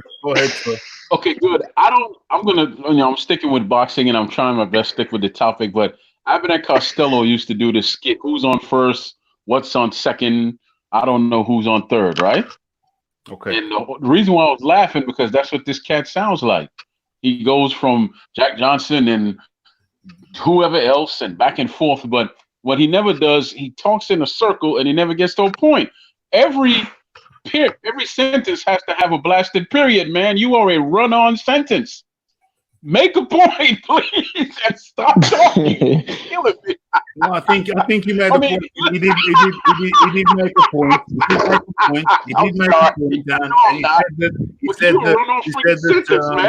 He said that Vladimir became lineal when he fought Povetkin, but that's not the case. He was anointed lineal when he beat Chigaev 3 years earlier. So wait a minute. Okay, so yes, that's the popular rhetoric, which that's not a fact. That's not a fact. And I made listen. I own up to my error because I should have gone back and looked at the records to verify before I made my argument. But the fact of the matter is that the Chigaev fight is not when Vladimir became lineal champion, because Chigaev was not the number 2 ranked heavyweight in the world. The number 1 and number 2 ranked heavyweights at that time was Vitaly and Vladimir. And the only way to establish a new lineage would be for those 2 guys to fight. They never fought in the absence of Lennox Lewis, and nobody had beaten Lennox Lewis. And since Lewis was retired, that made the title vacant. Now, Vitaly retired, so he's no longer the number 1 or number 2 heavyweight in the world. Vladimir was still active. Povetkin was the number 2 heavyweight when Vladimir fought him. That means a contest between the 2 highest ranked heavyweights, who the winner of that contest, in the absence of a lineal champion, becomes the new champion. That's what happened when Vladimir beat Povetkin. He becomes the new lineal heavyweight champion. Fight, doctor. Okay? Where's your evidence to prove that? There is 100 years of boxing tradition that says this is how you determine a new champion in the absence of a lineal champion when he retires or whatever the case might be. All right. Now I will point to the example of Muhammad Ali when he was forced into retirement. Joe Frazier beat, I think, Cleveland Williams to claim the lineal championship. No, that is not true. No, that is not how it happened. But look, wait. Wait. We got your point. The fact of the matter is, where's your proof to say that Vladimir beating Povetkin was the fight that put him into lineal status? It was not because those were the consensus 2 top heavyweights. Well, do you have a link for us? Because I mean, don't get me wrong, Wikipedia can be wait, iffy. hold on a second. Wait, guys. Look, I've already given you 2 sources. I've given you 2 sources. You guys have given me nothing. I've given you 2 Okay, sources. what are they? I must have missed it. Hold on. Okay, you need sources. I got you. No, I got you. I'm gonna link it up all day. That's easy. What were the 2 sources? I must have All right, so missed the first them. source I gave you was Transnational Boxing. All right. The second source I gave you was the Cyber Boxing Zone. All right. Both of those sources have Vladimir Klitschko as a lineal heavyweight champion. No. Did they have Povetkin as number 2? Where's your evidence to say that he got the lineal status from beating Povetkin? There's 100 years of boxing tradition. No, dude, that is not answering the question. Wait. Listen, wait. My friend, it is not my fault that you do not know anything about boxing tradition. I'm sorry. But again, I point back to the Marquess of Queensberry rules. Those rules are over 100 years old. Right? Doctor. Can we stop it? Wait. I'm answering your question. Now, just because you don't like the fact that these are the rules, that doesn't mean that they're not. Now, correct me if I'm wrong, but the Marquess of Queensberry rule still governs boxing to this day. Am I wrong? Crickets. That's what I thought. Listen. Hey, let me ask the panel. Rules have been modified multiple times, so the original rules don't stand. They're not exactly the same. They're not exactly the same. That's my answer. So we still don't fight on the 3-minute rounds. Here. Let me ask the panel a question. We still don't fight on the 3-minute rounds. Is that what you're saying? The gloves have changed as well. Let me ask a question. Okay, so who agrees with Fight Doctor in his point? No. And I'm not talking about the part of resume, just the part of that Vladimir Klitschko beat Povetkin to be hell no. Okay, look, Fight Who Doctor. Says that I tried to be as simple as I could be. I'm not talking about I'm not talking about this 100 year stuff. No, provide for me evidence that says Vladimir Klitschko had the lineal status after beating Povetkin. I just gave you 2 sources. No, you did not. Okay, no. I did. Wait. Just because you don't like the sources I gave you doesn't mean I didn't give them to you. Now it's up to you. It's up to you to understand. If you don't like the sources I gave you, that's fine, and that's okay. But I gave you 2 sources, okay? And the one that I would say that you should look at in particular are the transnational boxing rankings, okay? Unbiased. Doctor. Yeah, I'm listening. Yeah, I have a question for you, sir. I'm listening. Can you hear me? I can hear you. Yes. Okay, good. Are you a real doctor, or you just call your? This is a serious question. Are you a real doctor, or you just call yourself Fight Doctor? Do you practice medicine or anything like that? I do not practice medicine. No, I do not. Thank the good Lord. I'm going to jump off after that. You are killing me. I have so many jokes. I just want to throw out what you will not shut up. My friend, all you have are jokes because you know nothing about boxing, and I would destroy you in a debate. Uh-oh. So all you have are jokes because you have nothing else. I love you, man. I really do. Because where boxing is concerned, you know nothing. Listen, my friend, where boxing is concerned, you are this poster child for Roger Mayweather. Okay. I'm the poster child of the sexiest man you've ever seen in your life. You have a good day. Well, I don't like guys, so I can't get down with you, bro, because I don't go that way. Well, we asked you for evidence to back up your facts, and you couldn't do so. So, sir, I gave you evidence. I gave you transnational boxing rankings. Okay, fine. All you did, hold on, Troy. Let me see, not Troy. Fight Doctor. All you did was give us an article that said Vlad was lineal. You didn't give us the fight that made Vlad lineal, and the fight that made Vlad lineal, which is recognized, is Chavagayev, whatever the fuck you say his name, not Povetkin. So until you could actually show that, you haven't given us shit. And I'm just trying to like say that in a polite way, but you haven't given us anything. Can you show us an article that says Povetkin was the fight that made him lineal? Can you do that? The transnational boxing rankings. Okay, No, that doesn't show us. It doesn't show us that. But you haven't, because you haven't looked. Go and look. Okay, the transnational boxing rankings recognizes Vladimir as lineal for having beaten Povetkin. Okay, can you post that? Can you post the link? Can you post the link? Post the link, please. Wait, now hold on a second. No, wait. Now, listen, you guys all have Google, yes? All right, transnational boxing rankings. Transnational, one word. Boxing rankings. Look it up. That's all you have to do. All right, you guys all have Google. Look it up. All right, now listen, transnational boxing rankings. It's not like just random people making up rankings. Okay. 1 second. Let me go, please. Can I go? Can I just go? Right. So you're wrong because I've just looked at it, and Vladimir Klitschko was named champion, a lineal champion on the transnational boxing thing before he fought Povetkin. I've just looked at this. I have literally just looked. I've got it up right now. Give me 2 seconds. I'll get back on it. So they fought in 2014, right?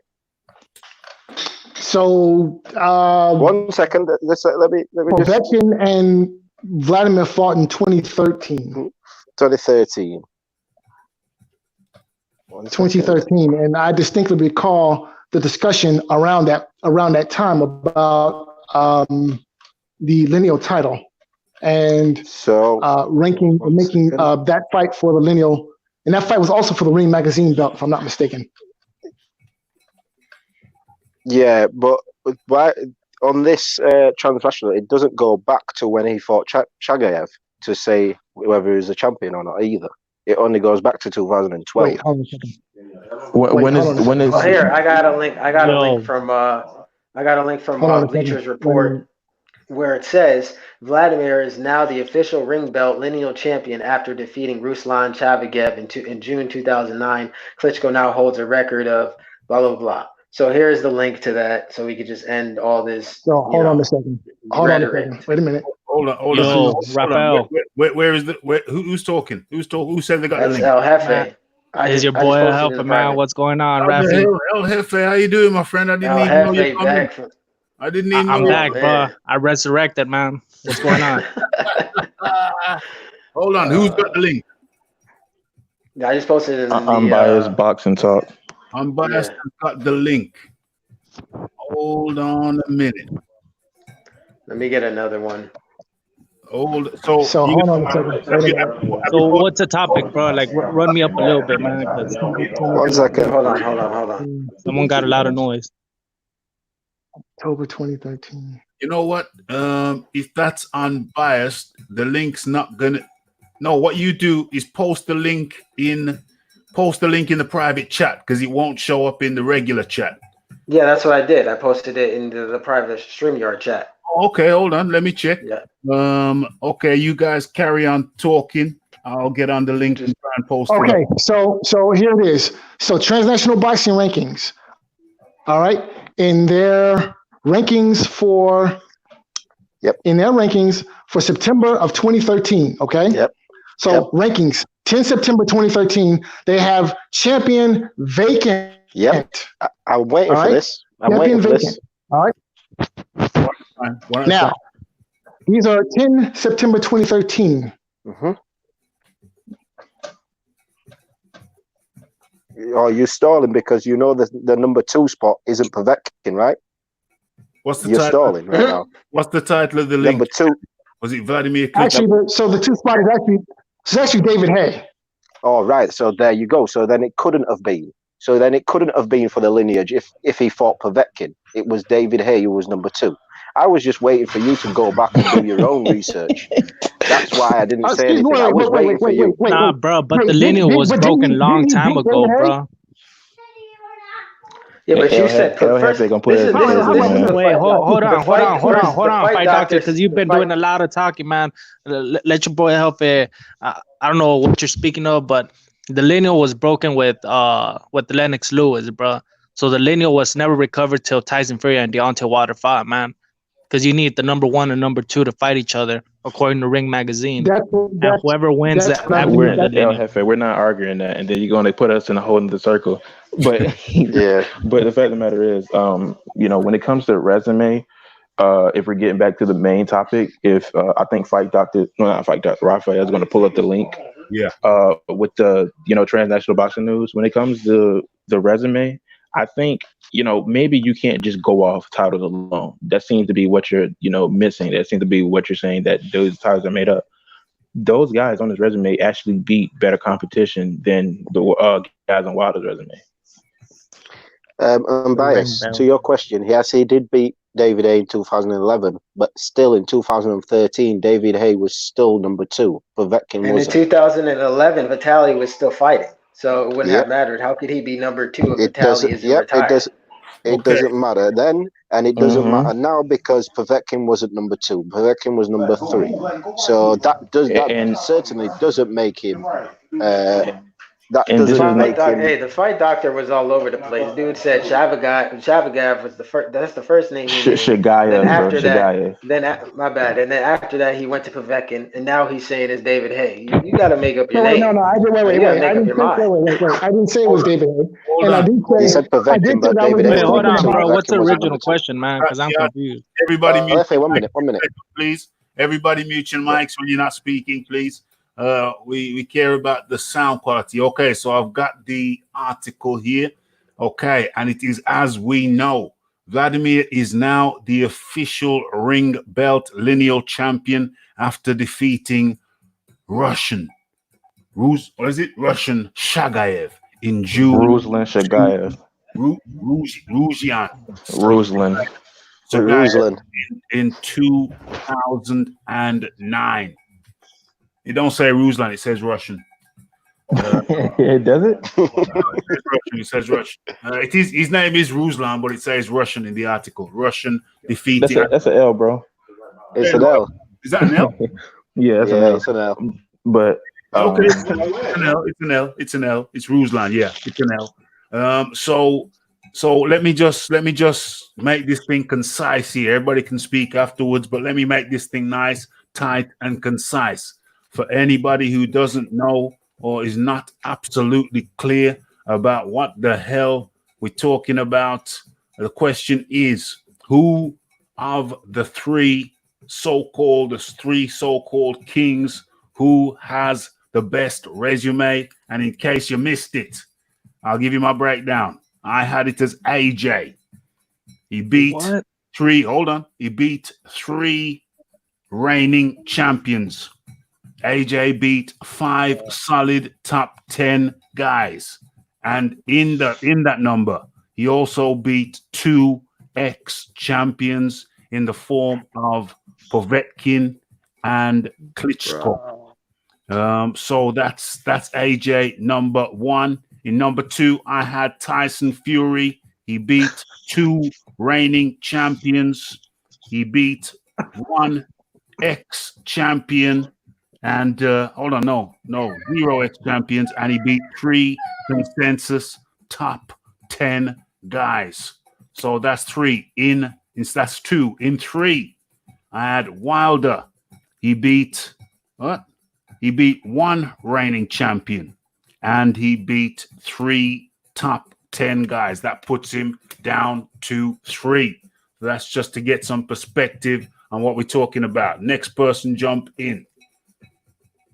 Yo, bro, how are you gonna have AJ as number 1 when he's still unproven? He hasn't fought another elite heavyweight like Wilder and Tyson Fury have. Just if you clear that up. I know you're going by rankings. I know you're going the corporate style, but how does that make sense? If you really look at if you know boxing, you really look at it, it don't make sense, man. So what's because rankings tells you where it's who's your top 10. So you go by the Ring Magazine rankings. That's what you go by. Ring Magazine. That's your style. If you go by that, then I understand you. Yeah, well, if you believe everything that a magazine tells you, that's okay. Who are you going by? I'm going by my brain, bro, and by knowledge. Okay, not only by me, but by other channels, by other articles, go by bro. Ring, then. No, I don't go by Ring. Next? Can I go next, please? Well, let me give out my list real quick, bro. I got Tyson Fury number 1. I got Deontay Wilder number 2. So it's a 1A, 1B. Yeah. And AJ, I don't know, bro. AJ could be 3 or 4. It all depends on Usyk and how he does. So give me a breakdown on 1 and 2. Give me a breakdown. Usyk. Give me a breakdown on why Fury's won. Bro, he's a lineal champ, man. He just beat the boogeyman, Deontay Wilder, who nobody wanted to defeat. He had 10 title defenses. Before even beating Deontay Wilder, he beat Vladimir Klitschko, you know, the concessional or whatever you want to call it, a champ, you know, the main dog. Like, this dude was undefeated for a moment. So he beat those 2 people, bro. Those 2 people make up for all those bum names AJ has on his resume, like Parker, Povetkin, all those dudes. So Tyson Fury is clearly number 1. Number 2 is Deontay Wilder, bro. Undefeated. He was undefeated until Tyson Fury.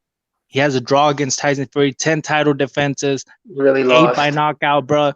He beat the boogeyman before he was a boogeyman. He beat Luis Ortiz.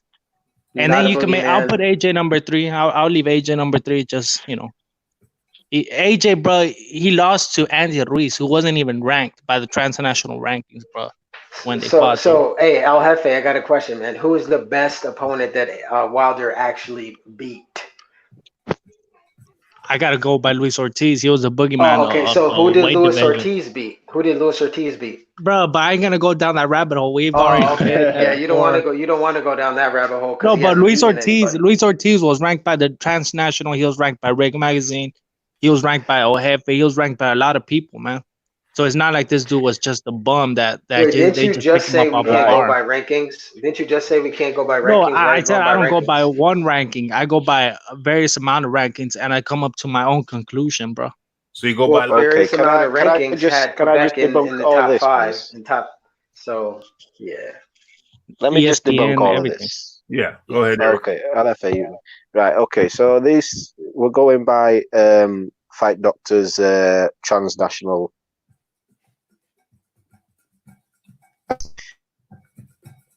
Hello, Eric? I think you cut in and out. Eric? Lineal then. You need to start again. You cut out. You need to start again. Oh, sorry. We know that David Haye was number 2, and he didn't fight David Haye at that point. When he was number 2, he fought Povetkin, who was number 3. So that doesn't qualify him for being lineal then either. So if the Shagayev fight, in Fight Doctor's opinion, did not make him lineal, the Povetkin fight didn't make him lineal either. Okay, in 2013. He then got beat by Tyson Fury in 2015, right? So if he's saying Tyson Fury and Klitschko were number 1 and number 2, you could say he would then say, well, that was for the lineal status, even though Tyson Fury was number 3 at that point. He wasn't number 2. He was, but we'll bygones be bygones on that one. Let me get to my point. Right. So in 2017, when AJ and Klitschko fought, the title for lineal was vacant, and Klitschko was number 1 and AJ was number 2. So in his theory, number 1 and number 2 fought each other for the lineal title. That would make AJ lineal. So wait, no, hold on. Had Vladimir Klitschko couldn't have been number 1. Had Tyson was retired. Yeah, no, 1 second. Let me finish. Klitschko wasn't retired Fury retired, so that then the title retired. There wasn't no champion when Tyson Fury retired. Wait. Time it distorts when 2 people talk one at a time. Vladimir Klitschko wasn't retired then. Vladimir Klitschko had fought Anthony Joshua. Let me say this, Eric. That's going to get into a rabbit hole because I know this is. I think you cut in and out. Next person. Which is also a load of rubbish, which doesn't make any sense. I'm just debunking what he's saying, which makes no sense anyway. If you're going to go by that, the number 1 and number 2, which you said Klitschko was number 1 and Povetkin was number 2 for the lineal title, that wasn't the case. AJ and Klitschko were number 1 and number 2 in 2017 when they fought on the transnational. They was number 1 and number 2. Had Fury officially retired? Is my Pardon? question. Yeah, Hey, he was had Fury, retired. Yeah, because he was no longer the champion on that. No, wait. My question is, had Fury officially retired? Fury, Yes, he was no longer retired. Fury He was no. retired. There is no ifs and buts about it. In the UK, it was very clear. There was news articles galore. There was interviews coming from the man's own mouth. He had retired and let his boxing license lapse. He did not renew. He let it be known clearly, unambiguously, that he had retired. Then if that's the case, if he retired, then that makes the title vacant. Well, the titles went vacant, and then number 1 and number 2 fought each other. That's what I'm saying. The thing is, though, right? Because I mean, before Vlad fought AJ, he was retired himself. He didn't fight for 2 years. No, he only didn't fight because the Fury rematch didn't go through. He was always training. He was just waiting. I just don't know how they could have had him ranked number 1 when. I don't either. I don't disagree with you on this. I don't disagree with you on this whatsoever. But I'm just going off of the rankings itself. What he keeps saying, he's going by the transnational. I'm just going by those rankings because, in my opinion, Klitschko shouldn't have been number 1. I'm in agreement with you. The transnational doesn't have Klitschko as a 2-time heavyweight champion. What are you talking about? I'm saying, like, the way you're talking about it, transnational is the be all and end all of it all. So by your effects, number 1 and number 2 fought each other, and the title was vacant. It was open. The title was vacant. So then AJ would automatically become the quote unquote lineal champion then, because it was vacant. Okay, it's vacant, but then the top 2 heavyweights have to contest. They did have to fight for the title.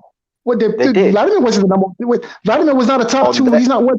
He was not one of the top 2 heavyweights. What are you talking about? One he was on the transnational. On transnational, if you go to December, fight doctor. Don't try to weasel out of this. Transnational for forever. So don't try. Don't even try it. Don't even try it. Eric, finish off what you were saying. Who was number 1 in transnational? Right, in transnational of July 2017, it was Anthony Joshua number 1 and Klitschko number 2. The champion was open. So number 1 and number 2 fought each other. That would make the winner the champion. So that's going by his point of view. Okay, if we look at the transnational rankings, do they rank Klitschko as a champion post the Anthony Joshua? Do they rank Joshua as the champion post Klitschko fight? No, but number 1 and number 2 fought each other. Well, then they weren't number 1. Well, that's not what I'm saying. I'm not saying it. No, that's not what I said. I'm sorry, but please do not put words in my mouth. I never made that claim. Did he not say number 1 and number 2 fought each other? That makes the winner in Povetkin. When we were talking about Povetkin, you said Povetkin was number 2. So you said Povetkin was number 2. So number 1 and number 2 fought each other. I consider that fight to have been. I consider that contest have been a fight between the 2 highest available, the 2 highest ranked heavyweights. Now, well, there was the Klitschko and okay. Well, I don't consider that to be a fight between the 2. Well, that's what they said. So now I'm sorry, but I just don't. Fight doctor, man. Fight doctor. Right, guys. That was just my point. My point has been proven. My go is over. Raphie, that's already about it. So wait. Now, I think that's you look at the transnational. Wait, if you look at the transnational ranking for May of 2017, they have the champion is open. So I don't know what you're talking about. Apparently, May of 2017 is open. They didn't fight 2017. They didn't fight till September or August, September. So Klitschko fought Anthony Joshua in April of 2017. It's right here in BoxRec. 4/29/2017. That's when they fought. Now, if I go to the rankings for the transnational boxing rankings for May of 2017, it's right here. Champion, heavyweight, open. So what are you talking about? Guys? I was not saying that it was. I never said he was the champion on there. I never said he was the champion. The rankings. I'm saying the rankings. AJ and Klitschko was number 1 and number 2, just like you tried to say with Povetkin and Klitschko. What year was this? 2017. And so, all right, see, again, guys, read, okay? Reading is fundamental. So here are the rankings for the Transnational Boxing Rankings, April 11, 2017. Champion, open. Number 1, Anthony Joshua. Number 2, Luis Ortiz. So what are you talking about? Guys, what are you talking about? What are you talking about? Guys, look, if we're going to debate, let's have some honest debate here, okay? Because I'm being honest with you guys. I'm owning up to my mistakes, okay? Now, I made a mistake about Shigaya, but I own up to that. But if we're going to have a debate, let's debate the facts, okay? Let's not debate no made-up shit. Let's debate the facts. Now, I'm looking at the rankings right here, 11 April 2017. Yeah, I got the date wrong. I got the date wrong of the fight. Champion is open. Number 1, Anthony Joshua. Number 2, Luis Ortiz. So, guys, what are you talking about, okay? Let's have honest debate, okay, gentlemen? Let's have an honest debate, and let's debate the facts. Well, will you let me reply on this? Sure. Go ahead. Right. I got the date wrong because I thought the fight actually happened in August. Okay.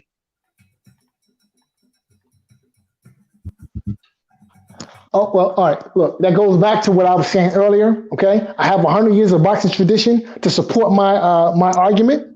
Like I said, Marcus Queen. Yeah, but the Povetkin, you were still wrong about the Povetkin. You're still wrong. You're still wrong. You were still wrong. So, I mean, guys, look, we hear you, but you were still wrong. Look, You just got look. Hey, we'll give you this. You just got it right about the whole. Because I mean, that wasn't my argument. Yeah. I was just going back. That was mine, and I got it wrong. So you got that. It happens. You got that. Yeah. Listen, guys, look, I'll find the article that explains the rankings. Okay, No, but you don't have to because we know it's not true.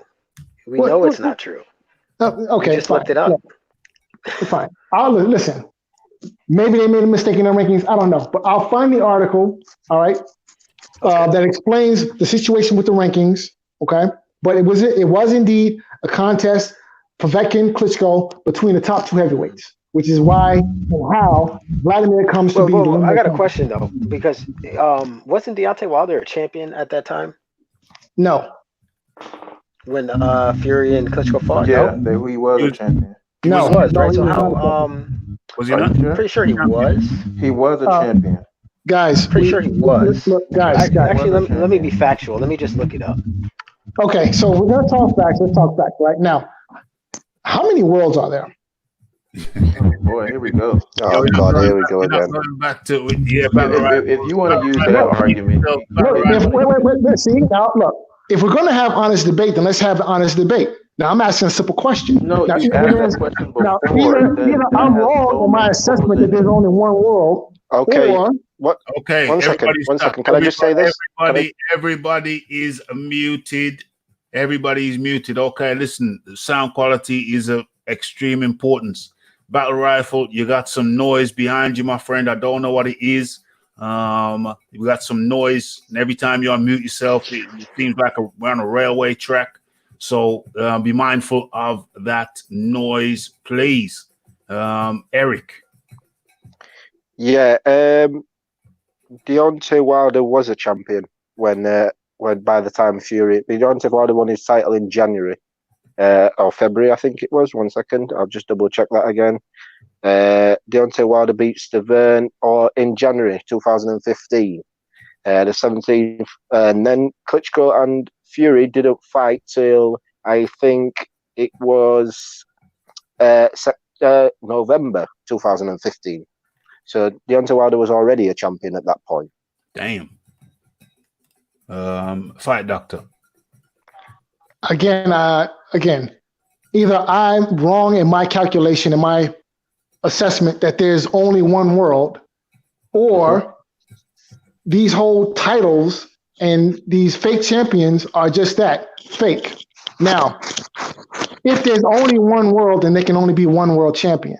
It's just that simple. Now, if we're gonna have an honest debate, let's have an honest debate. And my question is, if Deontay Wilder is a champion, who did he beat to be a champion? Because it seems to me like you have to beat the man in order to beat a man, or you have to establish a new lineage by being one of the 2 top heavyweights and fighting the other guy. So what is your ultimate point? My ultimate point is Deontay Wilder has never been the champion at heavyweight. Now, if he has the WBC trinket, then it's nothing more than a trinket. The WBC, the WBA, the IBF, the whoever, the WB whomever, they don't get to decide who is or who isn't a champion.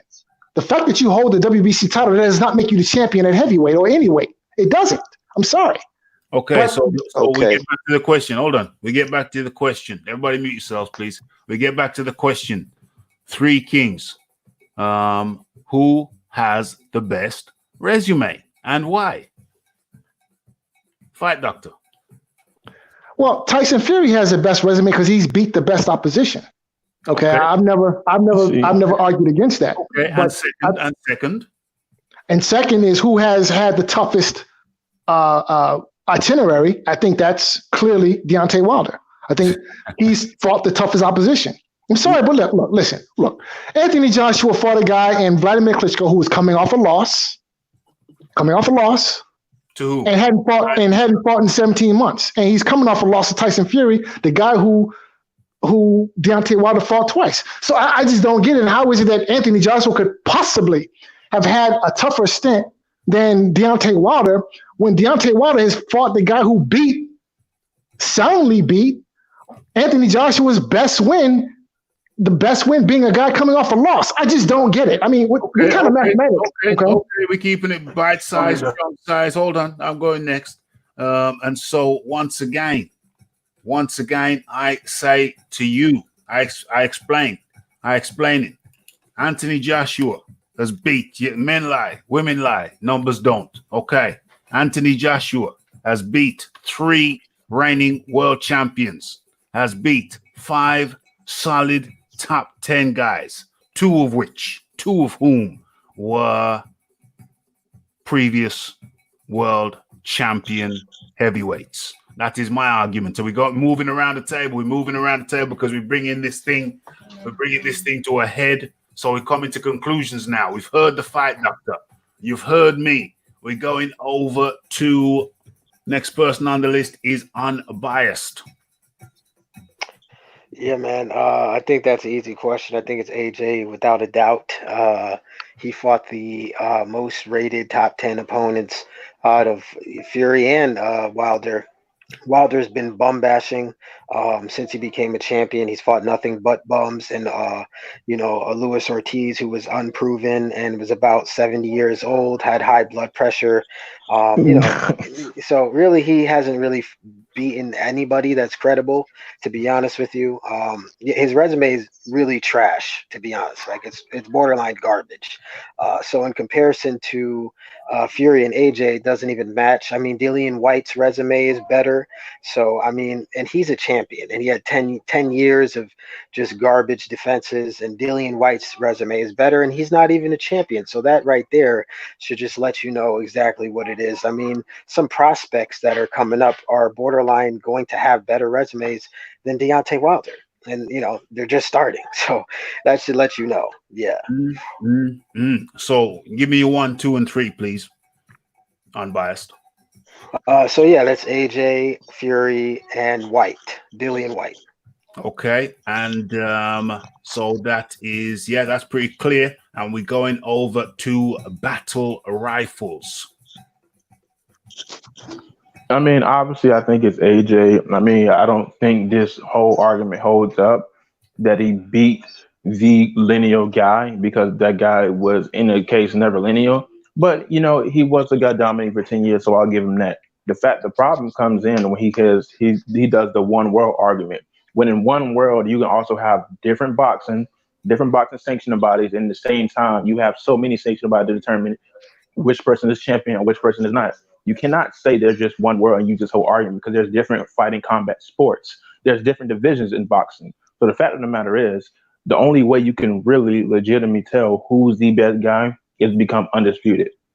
And no guy is undisputed right now, but AJ has beaten better competition. Yes. Who am I missing? Okay, and over to Eric. Yeah, it's AJ number 1, Tyson Fury, and then Deontay Wilder a push at 3. to be honest with you, Dillian Whyte has a better resume than him, so Dillian Whyte is number 3. Like you said, people lie, numbers don't. Even in his rankings, whatever he goes by, Anthony Joshua still beat more of those top 10 guys than than Tyson Fury and Deontay Wilder and Dillian Whyte. He has beat, so he has to be number 1 on every rankings. He has beat the most top 10 guys. That's all we need to know. Regardless of the champions, forget about the champions. He's still beat the most top 10 guys between him, Fury, and Deontay Wilder. Okay, so I'm gonna go back over to the fight doctor because everybody disagrees. Everybody's got AJ, I think, at number 1. Maybe somebody had Fury, but no one had Deontay Wilder as number 1 or number 2. Fight doctor, I'm giving you the last word on this. I think I'm giving you the last word on this, even though you've been outnumbered. First of all, I'm going to go to the chat. Put your 1, 2, and 3 in the comment section. Your 1, 2, and 3. In terms of overall accomplishment, I would rank Fury, Wilder, and then Joshua. Fury because 1, he's undefeated and he's beaten the better opposition. Reason why I would rank Wilder ahead of Joshua is because, well, Joshua, in terms of overall accomplishment, Joshua has the Klitschko win. However, Wilder has the draw with Fury, but he doesn't have a knockout loss to the caliber of opposition of a Andy Ruiz that Joshua has. Now, if you take away the Joshua knockout, then I would have no problem with ranking him ahead of Wilder, but you can't because he got knocked out by Andy Ruiz. So, losses count. And in terms of we're talking resume. Talking resume. We're talking overall resume. And wait, hold on a second. Wait. We're talking resume. Losses are part of your resume, just as wins are. In your overall accomplishment, a loss figures into your overall accomplishment because you accomplished something when you lost to Andy Ruiz. That's an accomplishment. Okay. Did Deontay Wilder lose his last fight? Okay, but listen, I do not. Let me finish. Look, listen. Losing to Tyson Fury is nowhere near as harmful to your overall resume as it is getting knocked out in 6 rounds by a tub of goo. I'm sorry. Well, it was 7 rounds. What did Tyson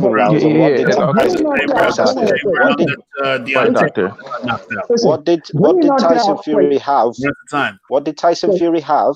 What did Tyson Fury have apart from your fictionary lineal title, even though it was open from 2016 when he retired, so he wasn't lineal anymore? What did he have to be to say his win against Wilder was better than Ruiz's win against Joshua? He didn't have anything. He held nothing. Excuse me. Yes, he did. You know what that was? He held a win over the previous champion. Tyson Fury is the only guy out of those 3 names to actually beat a heavyweight champion, a legitimate heavyweight champion. Anthony Joshua. Well, no, that's not my opinion, sir. That's a fact. That's the fact of the matter. Mute yourself, Battle Rifle. I'm sorry, but that's not opinion. There's 100 years of boxing tradition to back my argument, sir. Okay. No, it isn't. Is my mic sounding better? Because I think my mic been. Nobody interrupt the fight doctor. Is my mic sounding better? Finish. Yeah, it sounds better, but always keep your mic muted.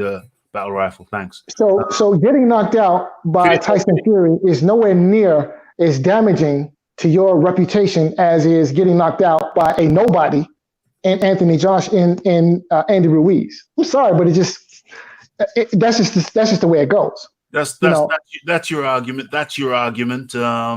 It's not supported. But that is your argument, and it's good to know clearly what you're saying. Moving over to Battle Rifles. I mean, everything that has been said needed to be said. Yeah. But I think you're counting losses in this way way harsher just because it's Anthony Joshua, because he did avenge that loss. Yeah. Anthony Joshua has avenged his loss. Deontay Wilder has not. Eric. Yeah, if you get knocked out, regardless of he got knocked out by somebody who beat the former world champion 5 years prior. Mm-hmm. Yeah, am I right? 5 years prior to when he got knocked out by him. So he was 5 years removed from that guy. He was 5 years removed from that guy for 3 years layoff. So I'm not saying how, and the guy who we all call, and Deontay Wilder himself called, pillar-fisted. Mm-hmm. He got knocked out by somebody who was pillar-fisted, supposedly. Andy Ruiz has never been known as pillar-fisted. We know that. So you saying that Andy Ruiz knocking Joshua out is worse than Tyson Fury knocking Deontay Wilder out, I don't see how it is, because you can put most people in a ring with Andy Ruiz and you say, yeah, he could probably knock him out. You put most people in the ring with Tyson Fury, nobody's saying he's going to knock him out. Everybody says he's going to outbox him and make him look silly. That's my point gone. Okay. And you want to talk about a tub of goo, you could probably say more of that with Tyson Fury than you can say with Andy Ruiz, because he was over 300 pounds. So here's how I reply to that statement, which is ridiculous. Who's the more highly regarded heavyweight? Who has been the more highly regarded heavyweight, Tyson Fury or Andy Ruiz? I mean, seriously. 5 years prior. Yeah. Well, we're not talking. Listen, 5 years prior or today, who's the more highly regarded heavyweight right now? Right now. Who was the more highly regarded heavyweight? Who was the more highly regarded heavyweight the night that Fury and Wilder rematched? Was it Andy Ruiz or was it Tyson Fury? Seriously. Who was the more highly regarded? Tyson Fury, and it's not even close. Listen, Andy Ruiz was nothing more than a cherry pick having gone wrong. I mean, what were the odds on that fight? Seriously. I mean, was that shit like fucking 20-1? Honestly, and you guys are going to sit up here and talk about how losing to Andy Ruiz and losing to Tyson Fury are somehow equal? That's not what I was arguing. He avenged that loss. No, he avenged that loss. Okay, wait. He avenged the loss. He avenged his loss against a guy who he should have never lost to in the first place. You know that happens, right? Come on, let's be serious. What were the odds on that fight? Can somebody pull up the odds on? No, that's unnecessary. You're talking about one second. Let him talk about odds. What was the odds on Tyson Fury? What was the odds on Deontay Wilder versus Tyson Fury first fight? What was the odds? They couldn't have been anywhere near as lopsided as the odds on Andy Ruiz. Yes, there was. Simply because Tyson Fury had fought nobody in 3 years. There was those odds. The odds were around the same. So don't tell me about... Wait. Andy Ruiz had fought nobody never. So what are you talking about? Andy Ruiz has fought nobody never. Listen, Andy Ruiz has fought nobody. Tyson. I'm not disputing the odds. I am not disputing. I am not disputing the odds on the Andy Ruiz fight. I am not disputing those odds. So your whole argument seems to be that Tyson Fury was 3 years removed from his best win. Andy Ruiz's best win was Anthony Joshua, and before Anthony Joshua, he had beaten nobody. Yes, I agree with you on that. I agree with you on that. Okay, I agree with you on that. But you saying losing a knockout loss in the 7th round against Andy Ruiz is worse than a knockout loss in the 7th round against Tyson Fury. I don't believe so. What I believe is it's exactly the same. You get knocked out in the 7th round, you get knocked out in the 7th round. You don't win points for who it's against. If you get knocked out by somebody, you get knocked out by somebody. You don't win points because it's against somebody else. You don't. You lose. That is an L. You do not gain points for who it's against. Your point for validating Wilder's resume is validating who he lost to. He lost to a guy. Oh yeah, it's dumb. It's dumb. Like I asked him, got stopped. Simple as. Yeah, I asked him. I remember on the stream not too long ago. I asked him, would you rank Manny Pacquiao? I know this is off topic. You know, I'm trying to get to a point. I'm gonna do it fast. Would you rank Manny Pacquiao top 10? He said, yeah, he would. And I was like, okay, explain to me what is the name of the guy Manny Pacquiao lost to, who was apparently a nobody, and then he couldn't tell me. Because the fact of the matter is, when you lose, you go down a notch, but he has avenged that loss. Wait. He avenged a loss against a nobody. He avenged a loss against the guy he should have lost to in the first place. And I'm sorry, he avenged that loss. Wait, hold on. Look, listen. At the end of the day, there is no way that you can make any moral equivalency to. No. There's no way you can, because the fact of the matter is, he avenged that loss. Wait, hold on a second. Wait. Hold on. Losses count. All right. And he avenged it. So I don't. Wait. Losses count, okay? And listen, getting a draw against Tyson Fury is better than losing to and then avenging a loss to Andy Ruiz. That's better. That's absolute horse crap. Yeah, crap. His arguments are just dumb. Horse crap is trying to make some type of moral equivalency to getting knocked out by Andy Ruiz as opposed to getting knocked out by Tyson Fury. That's two different leagues of losses. I'm sorry. You're saying a draw. What I'm saying is, here's what I'm saying. What I'm saying is getting knocked out by Andy fucking nobody Ruiz is 1,000 times worse than getting knocked out by the guy who beat the previous lineal champion. Andy Ruiz. This is the dumbest argument I've ever went through. Okay. Andy Ruiz. Who is Andy Ruiz beating? Seriously, who's he beat? Can you finish? Who's he ever beat? Who's he beat? Right. Let me go, please. That's what I'm saying. Can I just say this, So I'm muting everybody's mic. Okay. So remember, we've already had the debate. The debate has been settled. There's 3 people.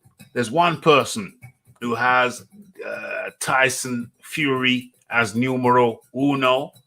And I think there was another 3 people, 1, 2, 3, maybe another person who had Joshua as numero uno, and maybe somebody had Tyson Fury as numero uno. No, everybody had Deontay Wilder at third at best. Okay, so what we're going to do now is we're going to go to the audience. We're going to go to the chat, and people put your opinions in. 1, 2, and 3.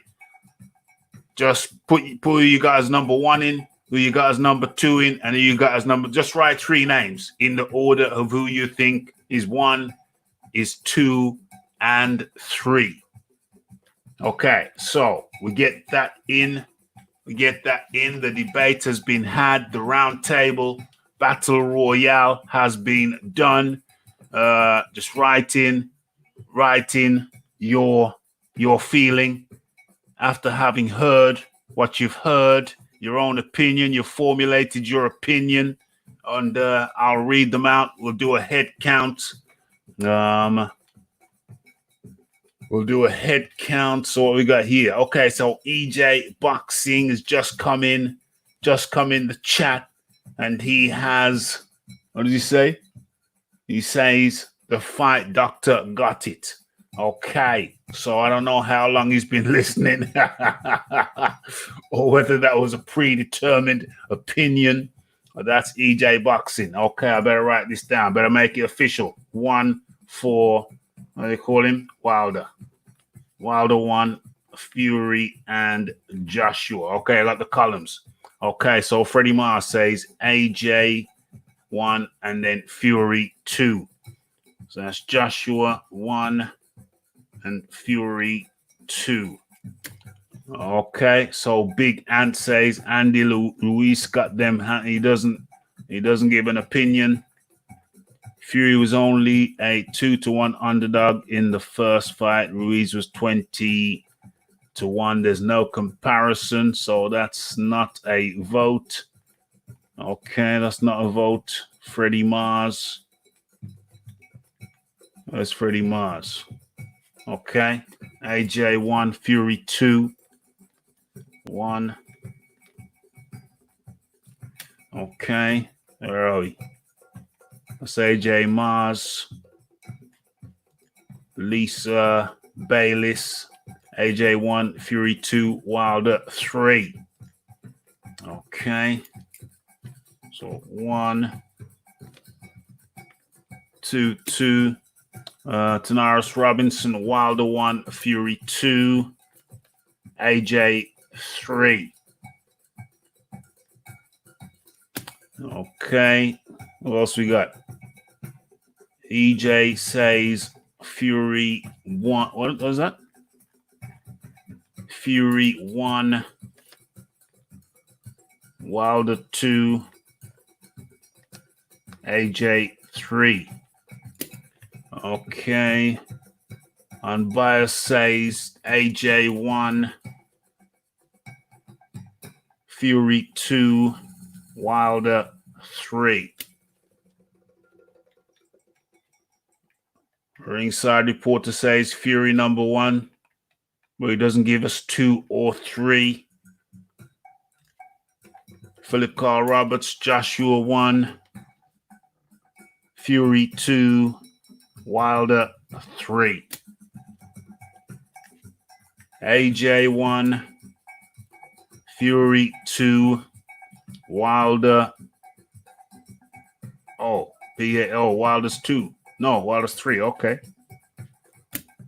Hamed, Fury, then the rest all suck. Okay. That's an interesting observation. Big Ant, Wilder, Fury, AJ. 1, 2, 3.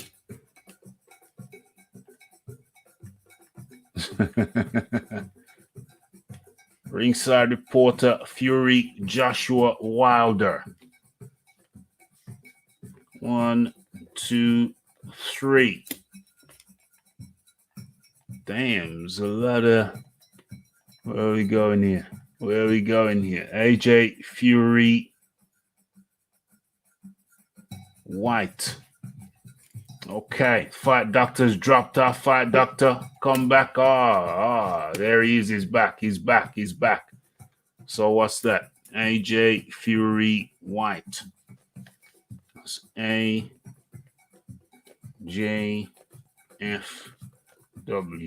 Okay. 1, 2, 3. Apparently, Joshua. I got Joshua 2, but it's weak. I don't want egg on the face, so can't wait for Fury v AJ. Okay, so let me do the tallying up. Okay, so 1, 2, 3, 4, 5, 4. 1, 2, 3, 4, 5, 6, 7. 7 people for Joshua, number 1. That's Fury. 1, 2, 2 people for Fury. No. 3 people for Fury. Number 1.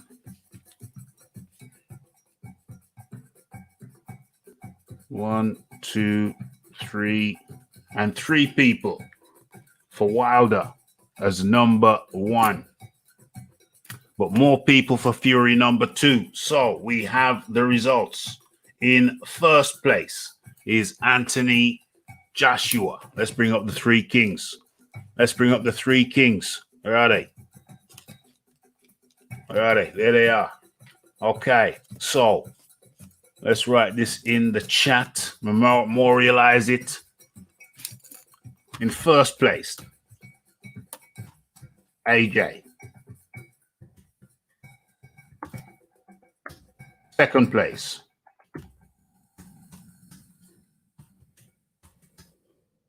Tyson Fury. And in third place is Deontay Wilder.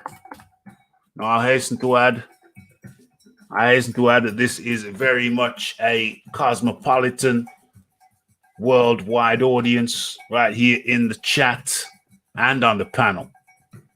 and on the panel. Where are we?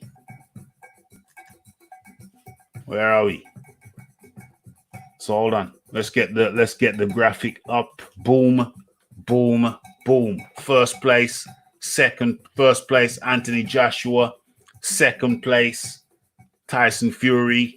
And third place, Deontay Wilder. Okay, so Ortiz beat. Got some funny chat in the chat. But that is the conclusion. That is the conclusion. You have been in tune to Boxing Talk with Raphie, and we've thrashed this thing out now for 2.5 hours, and I hope it was a good listening for you guys. I appreciate the Fight Doctor for coming with his argument. I appreciate Eric for coming with his argument. I appreciate, the sound was good. Your sound was good. Battle Rifle, sound got good in the end. I appreciate everybody, all the panelists, and everybody in the chat. This has been Boxing Talk with Raphie 119. I hope it was enjoyable. I hope people enjoyed it. Where are we? That's exactly how, sorry I was late. That's exactly how I see the standings. Yeah, sound good. Sound is good. So we're gonna go to the chat, let everyone, and finally, sorry, my bad. Thank you to Ringside Reporter, the Babe. Gave some super chats, put through some super chats my way. Much appreciated. Much appreciation to everybody coming in and sharing your opinions. Let me go around the table. Let me go first of all to the Fight Doctor. The Fight Doctor, thank you for being a good sport and coming with your argument. Your final words, sir. Your final words.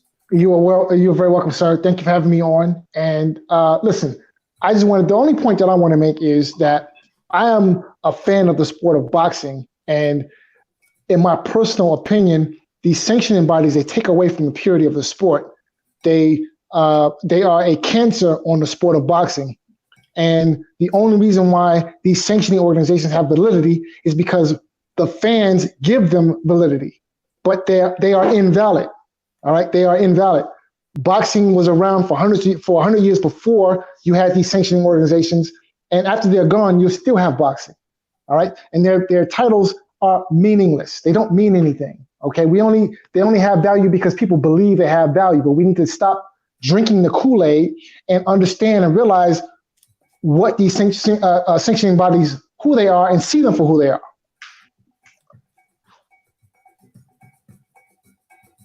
What can you summarize that in a sentence?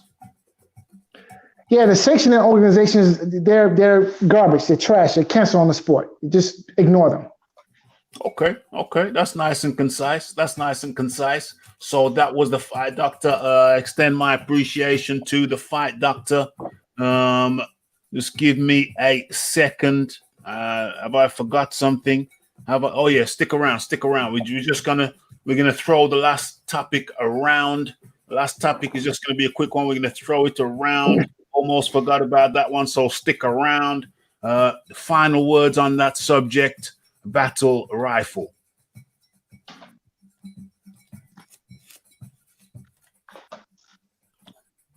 Battle Rifle.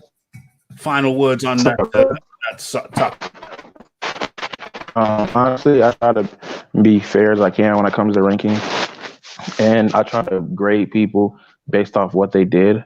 And I think, based on the criteria, as far as not being biased, you would have to put AJ as far as resume number one. Now, you might be impressed with other fighters more than You are impressed with some fighters more than others, but you have to look at in the end who did they beat.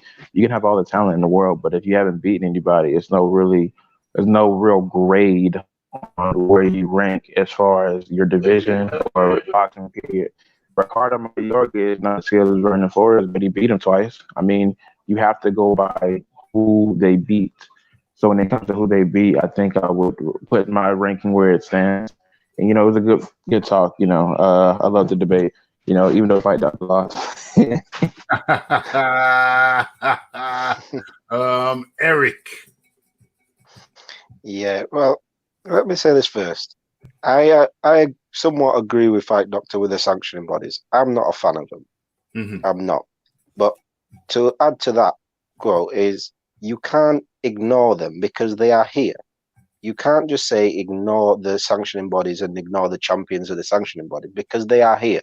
They are reality. They are belts, what fighters hold, and they are called world championship belts. Mm-hmm. That being said, when we're talking about quality of opponents and your top 10 opponents, those guys who hold the belts are naturally ranked as number 1, number 2, number 3 in the division. If you've got 3 champions, they're classed as number 1, number 2, and number 3. If you have 2 champions, they're more or less classed as number 1 and number 2. So they do have validity in that sense of they are top 10 fighters. Yeah. So you can't just ignore the world titles because you don't like them. They are reality. Maybe they didn't used to be, but now they are. All these champions we've gone back to, say you've gone back to Jack Johnson, if you follow on, then the titles started being relevant. And in my opinion, in order to get a number 1, you need an undisputed fight. And the winner of the undisputed fight then becomes your number 1. And that is my criteria for more or less every division.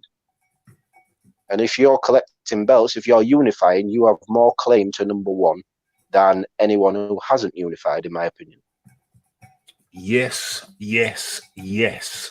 I think that nicely sums it up. That nicely wrapped it up. But I don't like to promise things and not do them, not implement them. So we're gonna have a quick little topic, real quick. It's gonna be real quick, and then we can all depart. Over here in the UK, it's going to be bedtime. Over there, or where you are, I suppose you're going to be eating dinner or whatever. Still got a few hours to go before the midnight hour for you guys over there in the USA. Over here, we're quickly approaching the midnight hour, so I'm going to do this real quick. Okay, so let me find the appropriate screen. Where is it? There it is. There it is. And is it up yet? Oh, okay. It's a good thing I checked my screen to make sure. There it is. Get that. Nope. Yep. That is the 4 screen. Now let me. Yeah, that's good. Oh, let's get the back screen. Oh, that looks good. That looks good. Okay. So, boom. Let's chop this up real quick.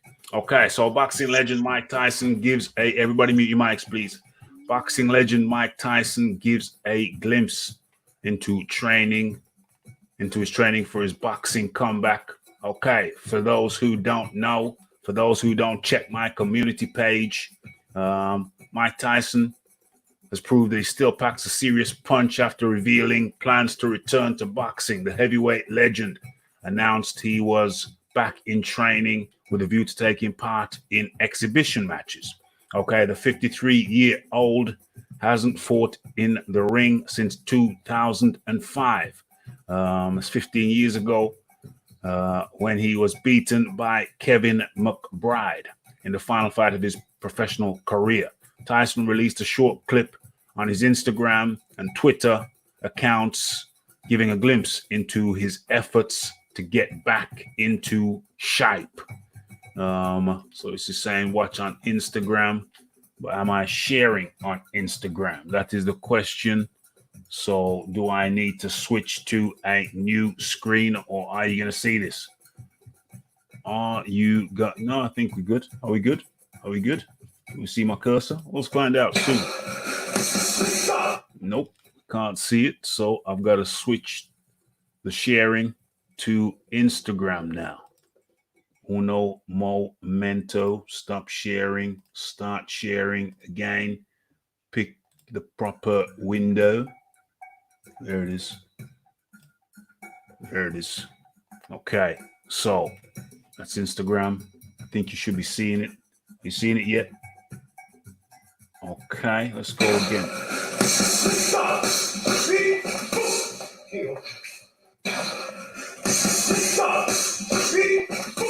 Okay, yeah, seems to be sharing.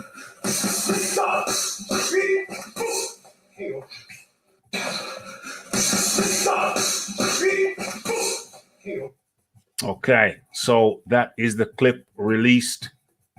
That's the clip released by Mike Tyson sharing with us on his comeback. Okay, so what my views on this whole thing? My views on this whole thing. It's coming back for a tour. Exhibition, a tour of exhibition matches, and I don't have a problem with it. I don't have a problem with it. Some people are thinking maybe it's going to lead on to him getting back in the professional ranks. Mute yourselves, please. Mute yourselves, please. Some people think he's going to be getting back into the professional ranks. Me. No, it's 53. It's 53. They say age ain't nothing but a number, but I'm afraid in athletics it is a factor. It is a factor, and I see if he's sticking to the exhibition thing, that's all fine and dandy.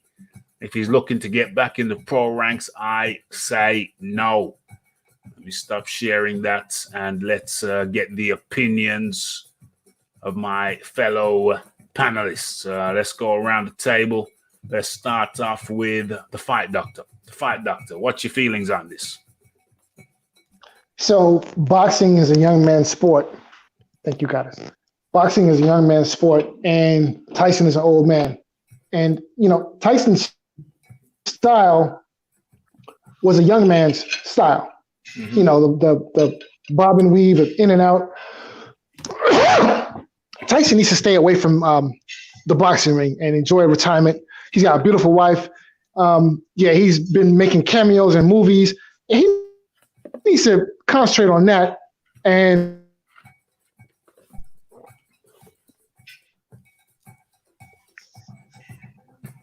I'm sorry, guys. Did I cut out? Yeah, you cut out. Yeah.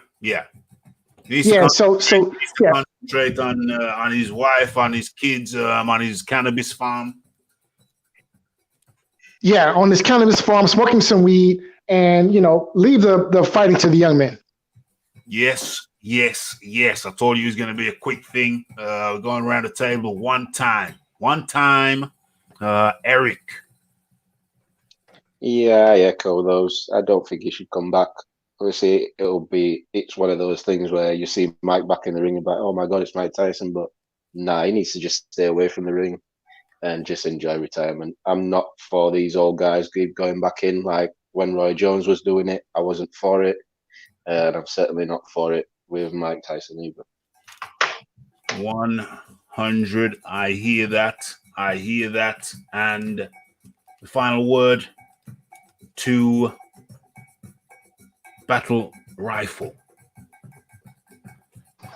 I'm okay if as long as it's expedition, but just keep the fights light. Maybe 5 to 4 rounds. Don't keep it more than that. Honestly, It's just too much to be concerned about. But I understand. It's a lot of fighters that really, really like to come back. I think boxing just really addicting for people. That's why it's so impossible for people to retire. Okay, so we've gone around the panel, gone around the horn, and we've wrapped it up. we've wrapped it up very nicely. So we might as well stay with Battle Rifle and give us your final words as we close the show. First and foremost, thanks for coming on and contributing. I think it was highly entertaining for the people, for the masses. We do it for the masses. Your final words, Battle Rifle. I'd say, it was a good boxing talk. Wasn't expecting this one today. And I enjoyed the talks. It was a good talk between friends and, discussed, the heavyweights of boxing today. Hopefully we can see some changes soon. Oh, and I want to say, Eric, put your email in the chat, in the private chat. Okay, I will do. All right. Okay, so that was Battle Rifles. Thank you to Battle Rifles. And then there were three.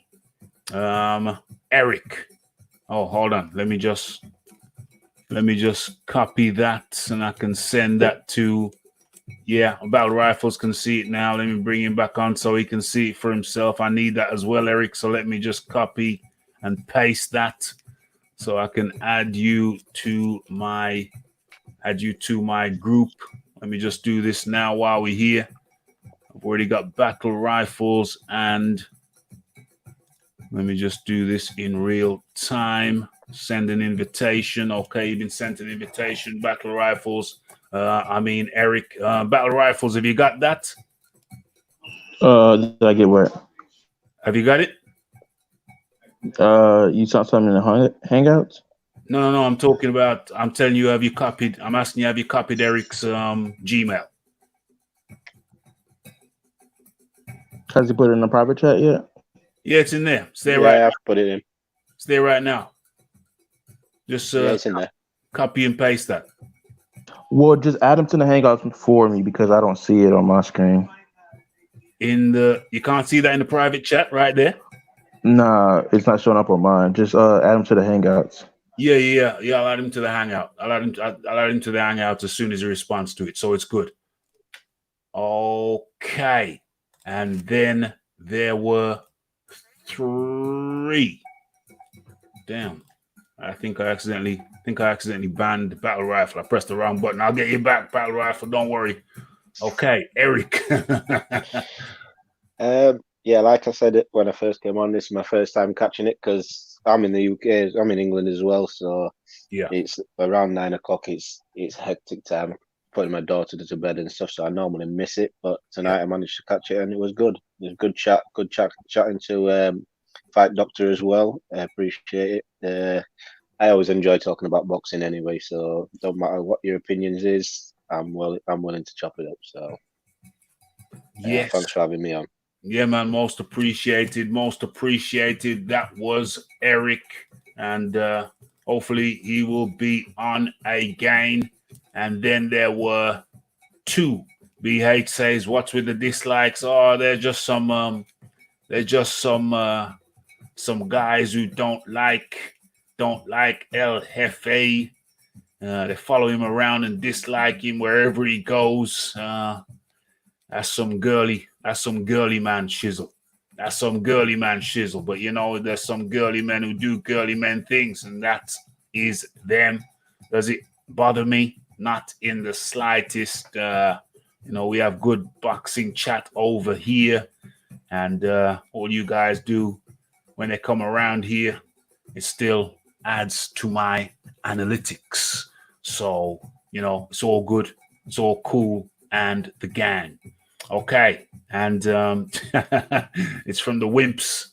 And I know which sector they come from. It might surprise some of you, but it don't surprise me. And don't affect me or the channel in no way whatsoever.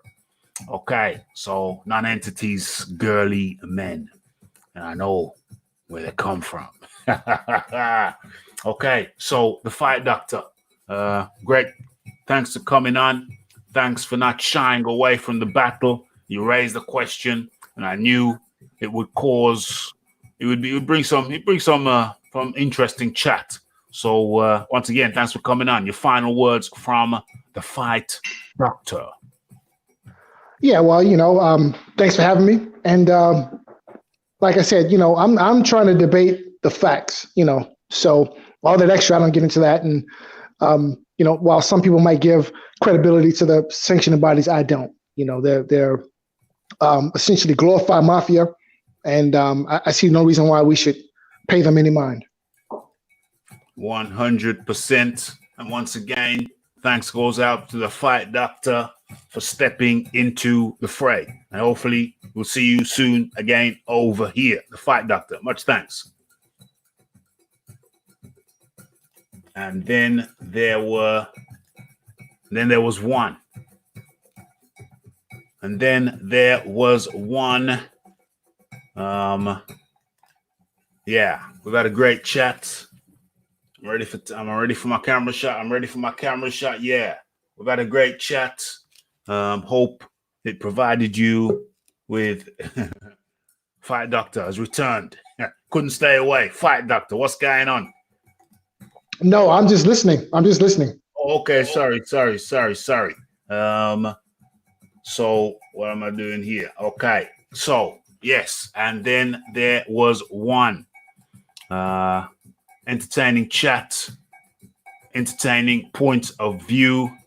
Hope it was good entertainment. You suggested it was, and I believe it was. I enjoyed it. Went a little bit longer than I anticipated, but there's a lot of people, a lot of opinions to get through. But I think this was a good one. Full, comprehensive coverage, different opinions, and that's what we like over here at Raphael Dawkins Combat Radio. It's an open door. Chat, that was yes, excellente. I'll get back into that shortly. Thank you very much. Eric. Red Glove Militant showed up. Excellent to have you. You're gonna have to catch the replay, bro, because we come to the end of the show. No, we haven't got a fight for you tonight. We don't have a fight for you tonight, but we will do during the week. Fit one in during the weekend for sure. Always on a Friday night. Always on a Friday night. Raf, you built up a great, respectful channel. I see your hard work and time, and it's paying off big time. Much appreciation goes out to Fuzzy. Much appreciation goes out to the Lisa Bayliss, the BH. This thing's jumping all over the place. Yes. Good people coming around to smash that like button. And don't forget, tomorrow I'll be listening to it 100%. It's well worth the listen. Don't forget to smash that like button. And don't forget, we've got another visit by the one and only Rick Glazer during the week. On Wednesday, Boxing Talk with Raphie. And then on the Friday show, we're going with the Boxing Talk and Classic Fights. If you missed the show, I recommend you watch it later, says Philip Carl Roberts. And I concur 100%. And I'm also working, there's things in the pipeline. I'm working. Well, I'm not going to tell you what I'm working on, but I'm working.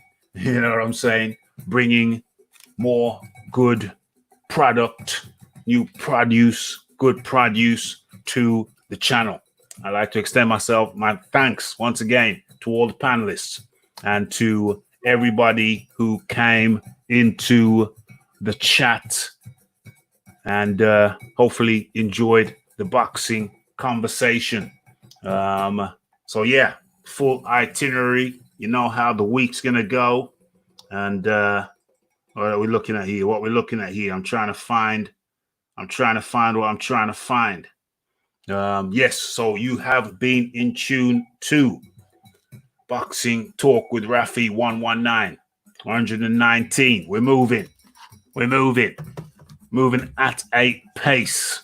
And once again, once again, thank you and respect to you all the decent people, all the good people, not the girly men, not the girly men, not the silly little girly boys who want to come around and think they're going to have some negative impact on a good thing. Well, you're going to have to wake up way early in the morning. Little wimps want to come around and, no effect whatsoever. You are who you are. And, we'll just leave it at that. Little girly men, little wimps. Okay, so it's the Fuzzy was here. It's the Cal L. It's the Reverend Pickles. It's the Lisa Bayliss. It's the Samuel Shaw. It is the Philip Carl Roberts.